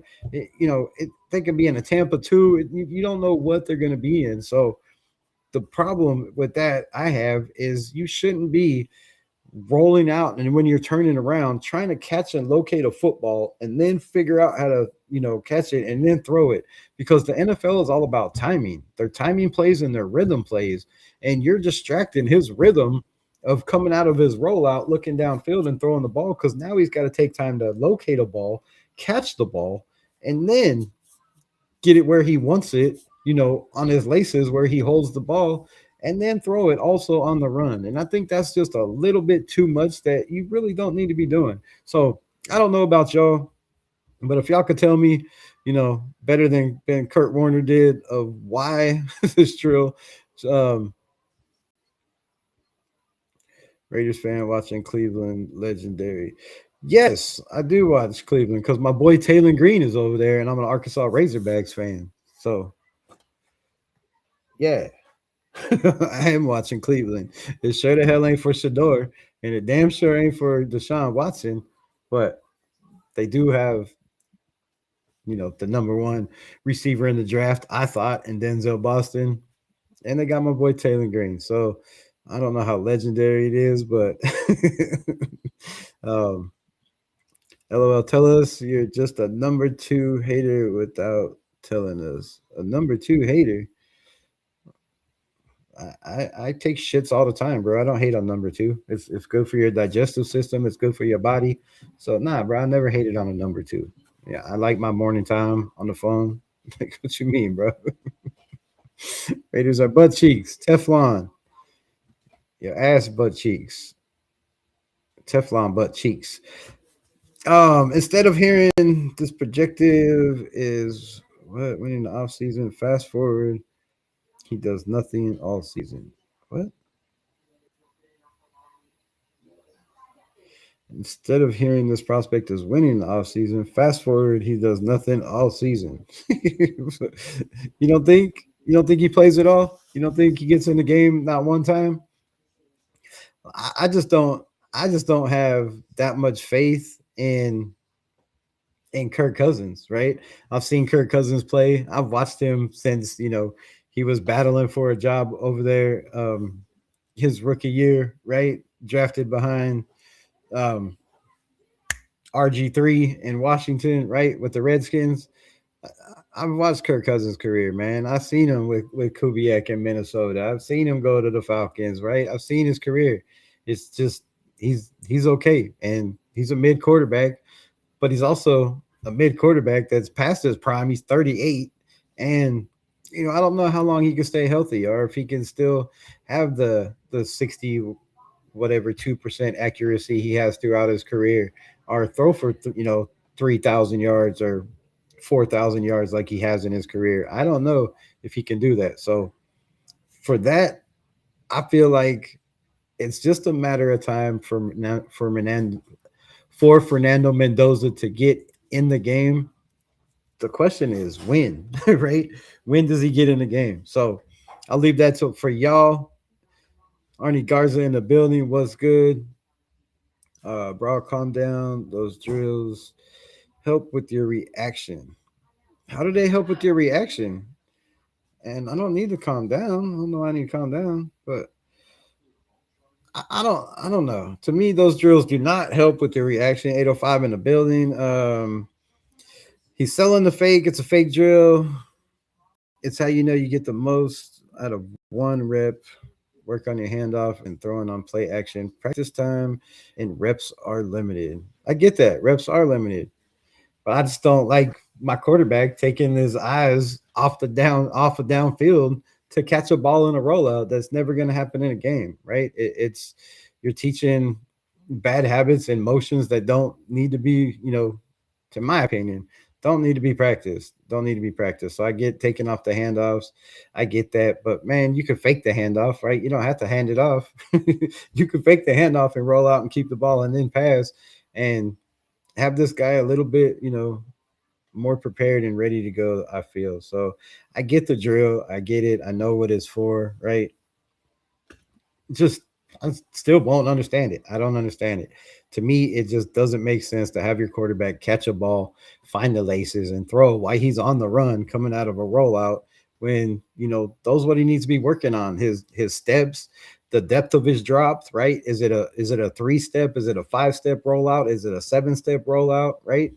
All those things you got to be working on. And now you're trying to make a quarterback work on catching a ball. It just doesn't make sense. Maximize the output of each rep with limited reps and time. Yeah, but you're maximizing useless reps.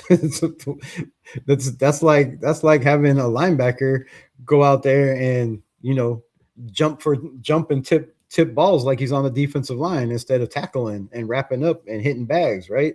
I mean, to me that I don't know. To me that is, but hey yo, I got to catch it live. What's good, my guy Black in the building? Appreciate you pulling up. Y'all go check out his channel, Business Decision Sports. Over there pulling it up every day, doing his thing. Y'all go check him out. Maybe we can get him on the show one of these days. That's not what I'm saying. Here you hear about and watch Taylor Green make a play Viva video. You know who we hear about. What, you mean the Sanders kid? You mean the Sanders kid? I don't know what you're talking about. I'm lost. But yeah, I was watching Taylor Green though. Sort of like practicing two plays at once. I get to practicing at two plays at once. I just don't I don't get the rep. It just doesn't make sense to have my quarterback catching the ball. And whether it's 2 snaps, 3 snaps, it just doesn't seem like, something that should be going on for them. I mean, just me. Then they struggled during the season. Everybody struggles during the season, especially late in the season. Sort of like practicing 2 plays at once. No rep is useless. That drill is more focused. Where'd that go? Damn it, I'm trying to read. That drill is more focused on the technique of the handoff. The throw is secondary. Just trying to get a throw out as well as maximize production of the rep.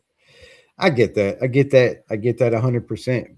But I just don't feel like he needs more reps at handing the ball off than he does at rolling out, finding the defense, after his back's turned to the defense. So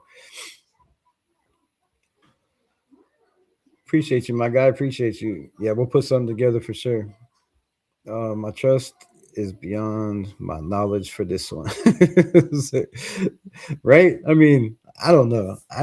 I played a lot of football, right? I didn't play in college, but I played through junior high, I played through high school. I tried to help out the teams afterwards when I was older, coached a little bit, coached my sons, right? So I'm not saying I got, 25 years of coaching experience or playing and coaching experience, but it doesn't make sense to me, bro. It doesn't make sense at all. You should be maximizing drills that he needs to get better off. The handoff, I mean, yeah, it's a little different. You're in a pistol and you're just, putting it out, or sometimes you're turning, coming out of center. I mean, it's pretty much 3 steps before you're handing the ball off, right? It's not something that I feel needs to be worked on more than taking handoffs, knowing the depth, the depth of your rollout, knowing the timing of the play, right? So you know how far you should be dropping back. Like he said, the thing he's counting on, trying the most is his footwork, right? He's worried about those first 2 steps. Those first 2 steps should be more important. And I just don't know how catching a ball in the process of that is helping at all when you have a problem dipping your eyes, and has had a problem, right? But yeah, appreciate 805 pulling up in the building as well. Y'all go check out his channel. He is growing over there tremendously daily. Good knowledge, does film breakdown, right? A guy that's played, coached. So his whole life has been about football. Go check it out. What else we got? So yeah, man, like I said, what do you feel, the identity has finally changed for this team? And I feel like it has. I wouldn't be surprised if, 10 to 12 or more guys from this draft and the UDFA make this roster.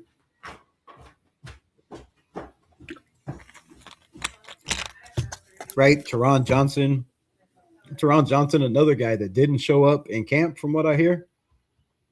Hasn't been around. There's been reports on X that, maybe he's trying to get some more guaranteed money. I think he only has like almost $2 million or something guaranteed money on his contract.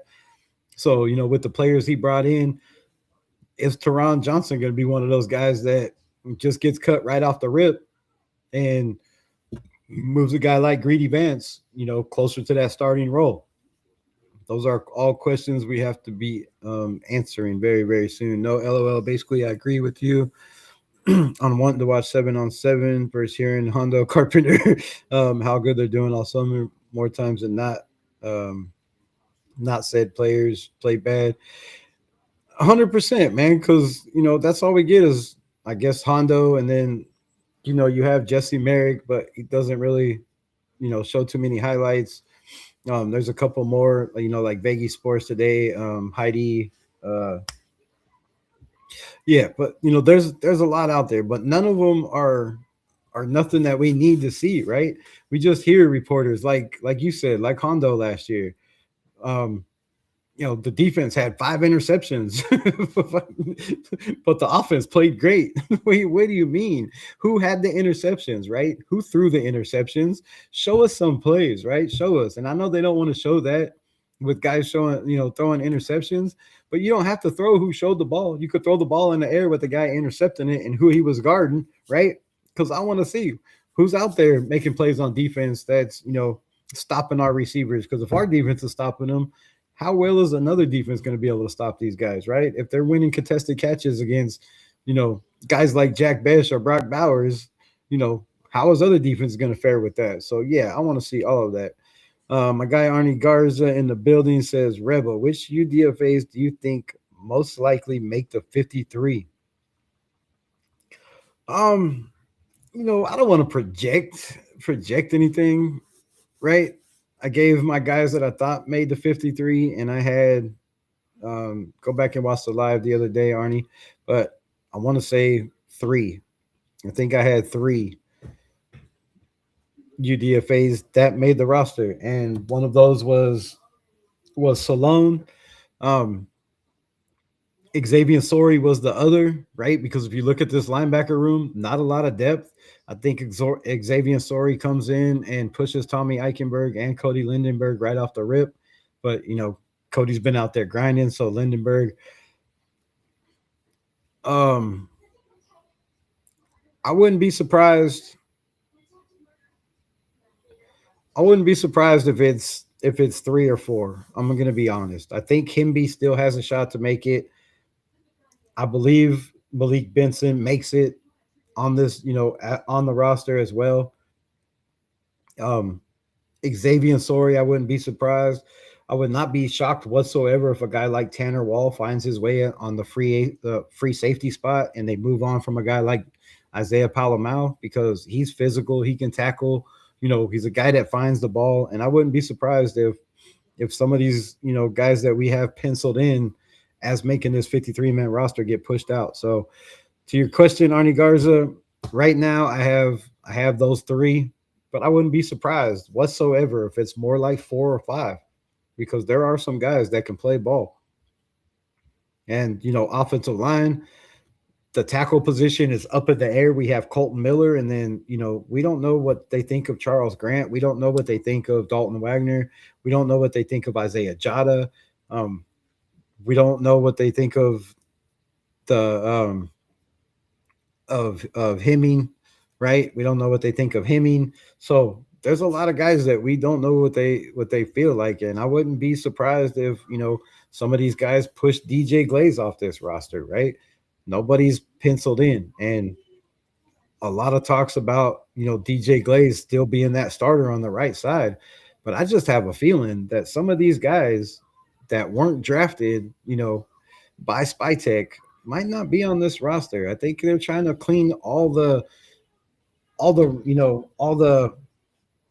loose ends from other drafts, right? On players that they don't see a future with.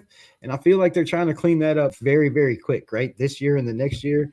And if you have a chance to, pull in some guys as a UDFA that can push for a starting job on the cheap, then, what? DJ Glaze is going on his third year, right? So, third year, that's one guy that you could, possibly be as a trade candidate. Hear a lot of talks about moving him to guard. I don't think DJ Glaze ever gets moved to a guard on the Las Vegas Raiders. If he can't play tackle or, right tackle or backup tackle, I just don't feel like there's a spot for him. So, question, who is your X factor in success and failure on the offense? On the offense and on defense. What do you mean by that, Arnie Garza? Like what player or which player does the offense and the defense, success go through? So let me know what you're thinking. what the question is, but if you want to know who is my who is our X factor in success and failure for the offense, it's the quarterback. It's always the quarterback, right? It's the offensive line can do their job, the running backs can do their job, the receivers do their job, but the quarterback makes the offensive line not good as well, from being able to get the ball out quick, knowing the routes, right? Being able to step up in the pocket and move around. So if your quarterback is good, he makes your offensive line good. He makes your running game better. He makes your receivers better, right? The receiver doesn't make a quarterback. The quarterback always makes the receiver. So for me, that X factor is going to have to be whoever the quarterback is, whether it's Fernando Mendoza, Kirk Cousins, or the sleeper Aiden O'Connell. Just don't Don't leave out Aiden O'Connell like everybody else does, right? Mo Moten came out and said the quarterback room, he'll break it down in 2 minutes. Uh, let me pull this up. I think I'm gonna play this. One more last pull up. Let's see if it works. Yeah, one more pull up. Because I gotta play this. It's 2 minutes, breaks it down pretty fast. And then I'm getting off here.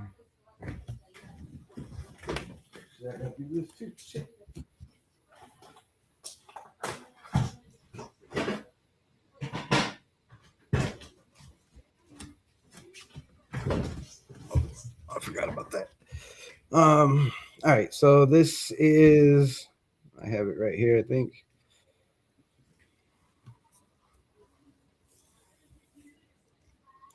Pretty sure I saved it.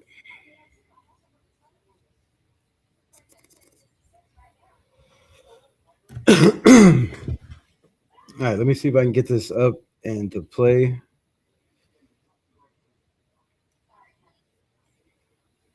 No, that just went to the Bleacher Report.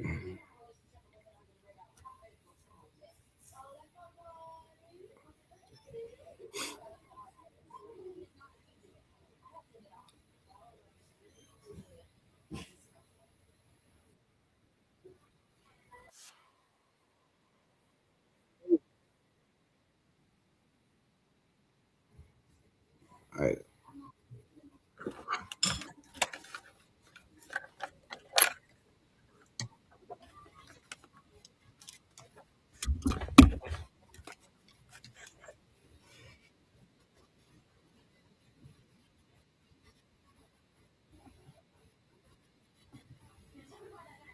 Shit, my bad. Um, this one.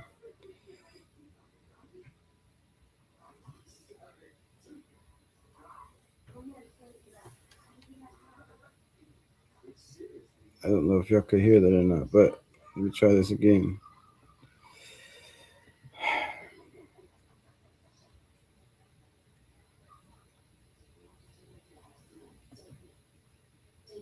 That's not it. All right, it's this one.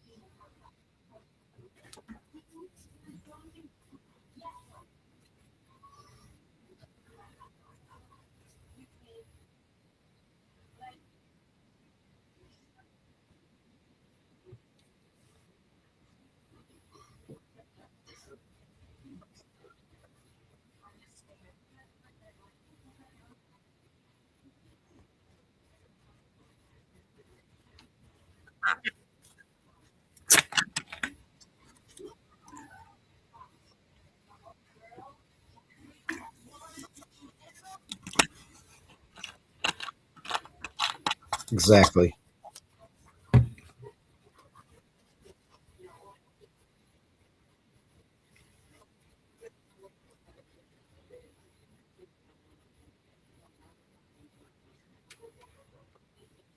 Oh, hmm.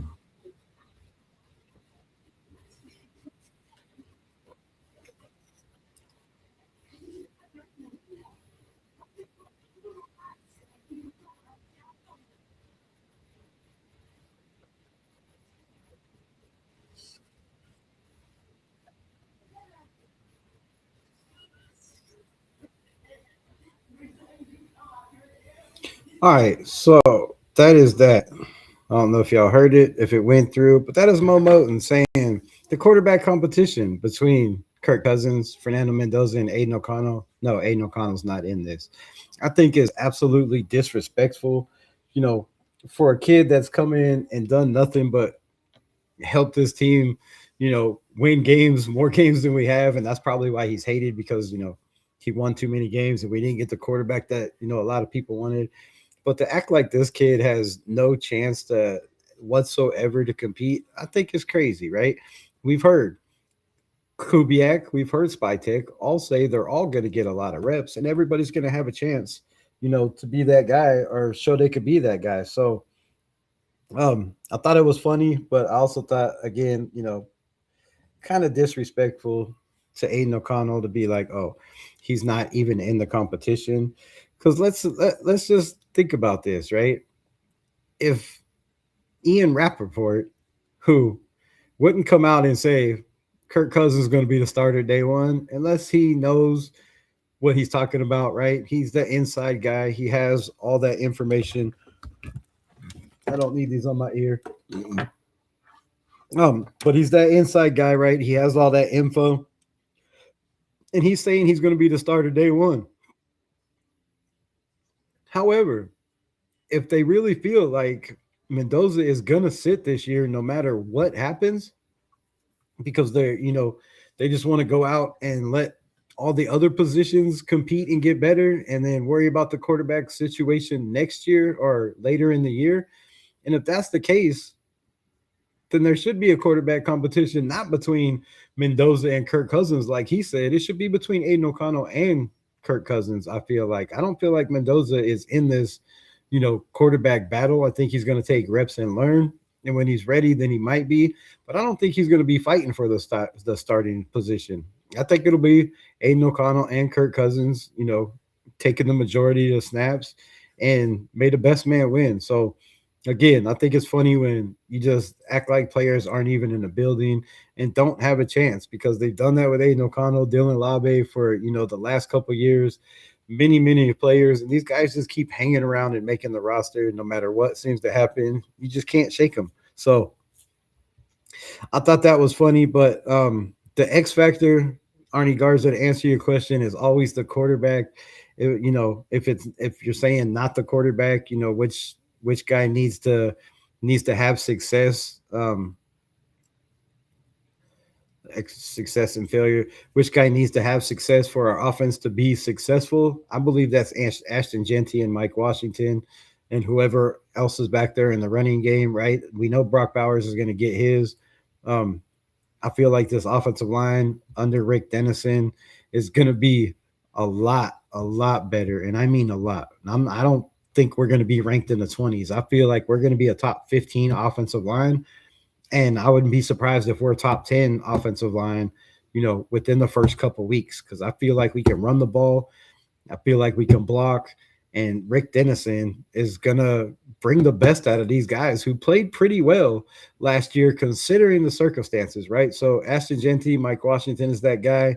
On defense, the X factor to me is not what you think. It's not Max Crosby. I think the X factor is who is ever on the other side of Max Crosby, because Max Crosby is going to get double teamed. He's going to get chipped, right? He's going to, get pushed around. They're going to have him doing stunts and all that. So my X factor is Malcolm Kuntz. It's, Jafari Harvey. It's Tonka Hemingway with, Twitty Payne with Twitty Pay, whichever one of those guys are on the opposite side of Max Crosby. They need to take full advantage of having one-on-one situations. And if they can do that, I believe those will be the X factor. And then my second X factor and failure, for me on this defense comes down to the safety position. If we have a safety that can stop the run, that can cover sideline to sidelines on the boundary, right, that can play that single high safety, or could play, two high safety and cover his halves or cover his quarter or cover his, the full damn field, I believe that's the X factor. We haven't had that since Marcus Epps, and our defense was pretty damn good with Marcus Epps and Trayvon Moreg, right? that defense was pretty good. We didn't give up, huge passing yards, but our run defense wasn't good. So I think it comes down to Traden Stukes and Jeremy Chin and what the what our backfield is, and then the failure on for the offense is going to be the offensive line. If the offensive line isn't double what it was last year, then this team just doesn't have any chance for success. I'm curious, does anyone know which season we had the most rookies on opening day roster? My guess is that was long ago. That's a hell of a question. That's a hell of a question. Let's find that out.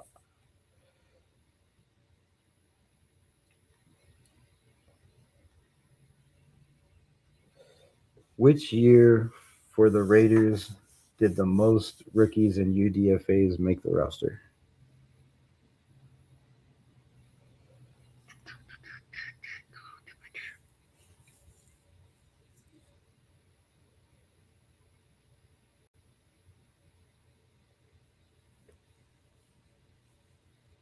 Damn, this says last year. 9 of our 11 draft picks made the initial 53-man roster. And then we saw a significant amount of UDFA players like Sam. I don't think that's right, bro. Sam Webb. I guess he did make it. Last year it said we had 11. Last year it said we had 11 rookies and UDFAs, which most of those were our rookie draft class made the roster. But before that, it's probably been a minute. Maybe probably 2014, we definitely had the most starters that lasted the longest. You had guys like Gabe Jackson, Khalil Mack, Derek Carr. Who else was in that draft? Somebody else was in that draft. I'm forgetting. Player or coach, scheme or talent? Player or coach, scheme or talent? Is that to the last question? Player or coach? I think the coaches that is the most meaningful our success is Rick Dennison.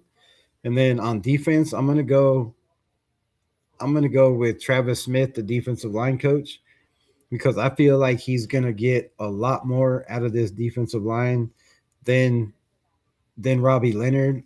I feel like Robbie Leonard had too many close relationships with the people that he was coaching, like Tyree Wilson, like Max Crosby, and there's nothing wrong with that, but the relationship that him and Max have, being best friends like that, talk daily, even when they're not on the practice field. Max says he talks to him, a couple times a day. So having that relationship, I think, could have probably hurt the Raiders of not being able to tell Max Crosby, hey, you need to take this play off, right? Let somebody else come in. Let's try a fresher body. You've been playing this whole damn game, right? We don't want to, risk injury.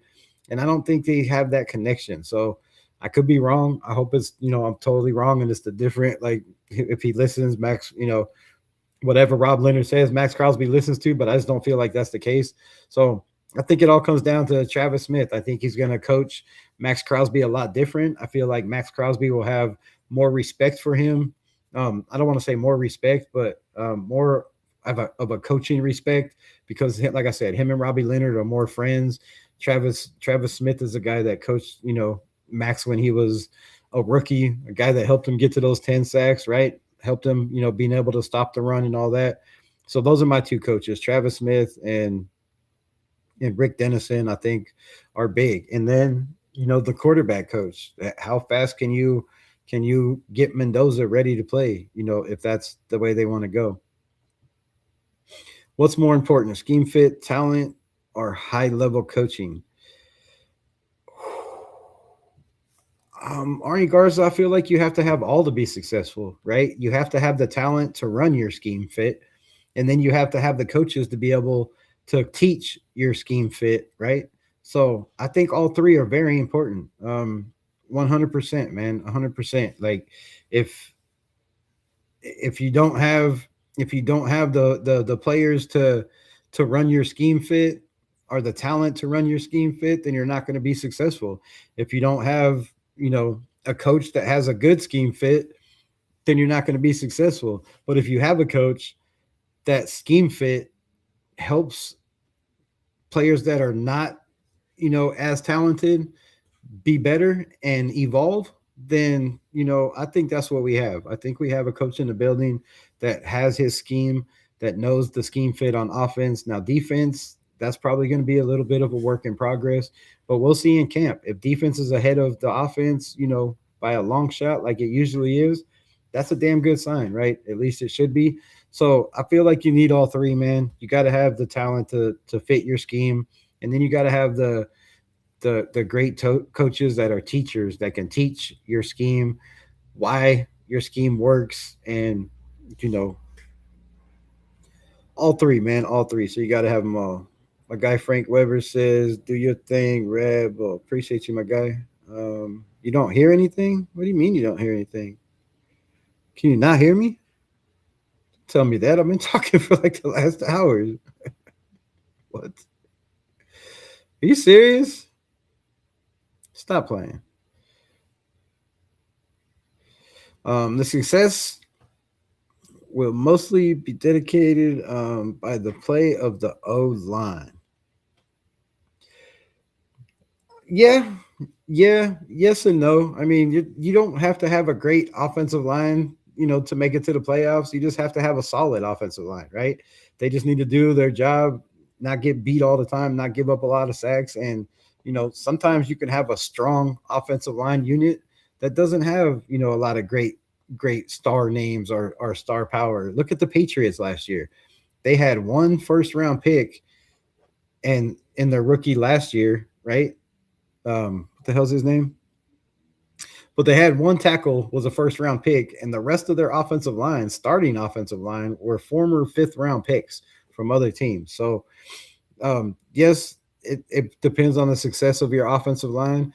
But if you have a coach that has a successful system and it's on a rhythm based system and a timing based, right?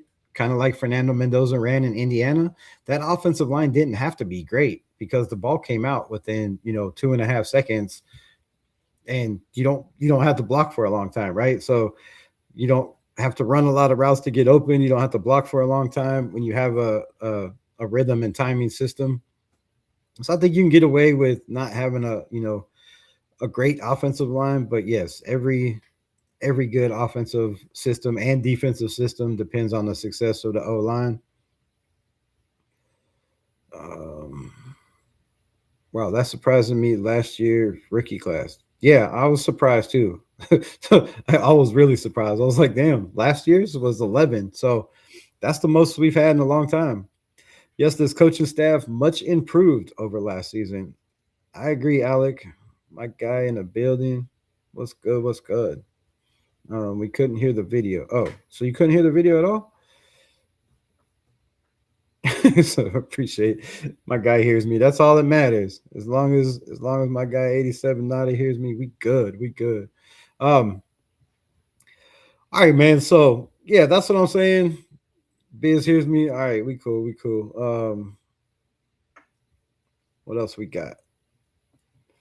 Appreciate you, my brother. Some fans saying Quay Walker has fallen off since his real good rookie year. What do you think? I believe that could be the case, right? Quay's gonna have to show it just like Nakobe Dean. Both of those guys are very high talented,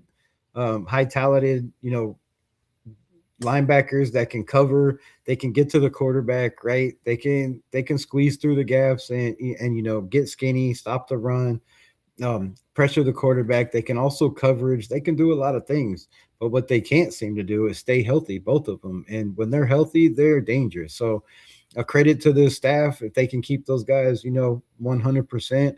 And I really feel like right now they're going to be asked to play a lot of football, right? The 80, 90, I wouldn't be surprised if it's like 89, 90% of the time, both of those guys are on the field. So it really depends on this depth of what we get with Quay Walker and Nakobe Dean for that matter. Both of them, have have high injury history.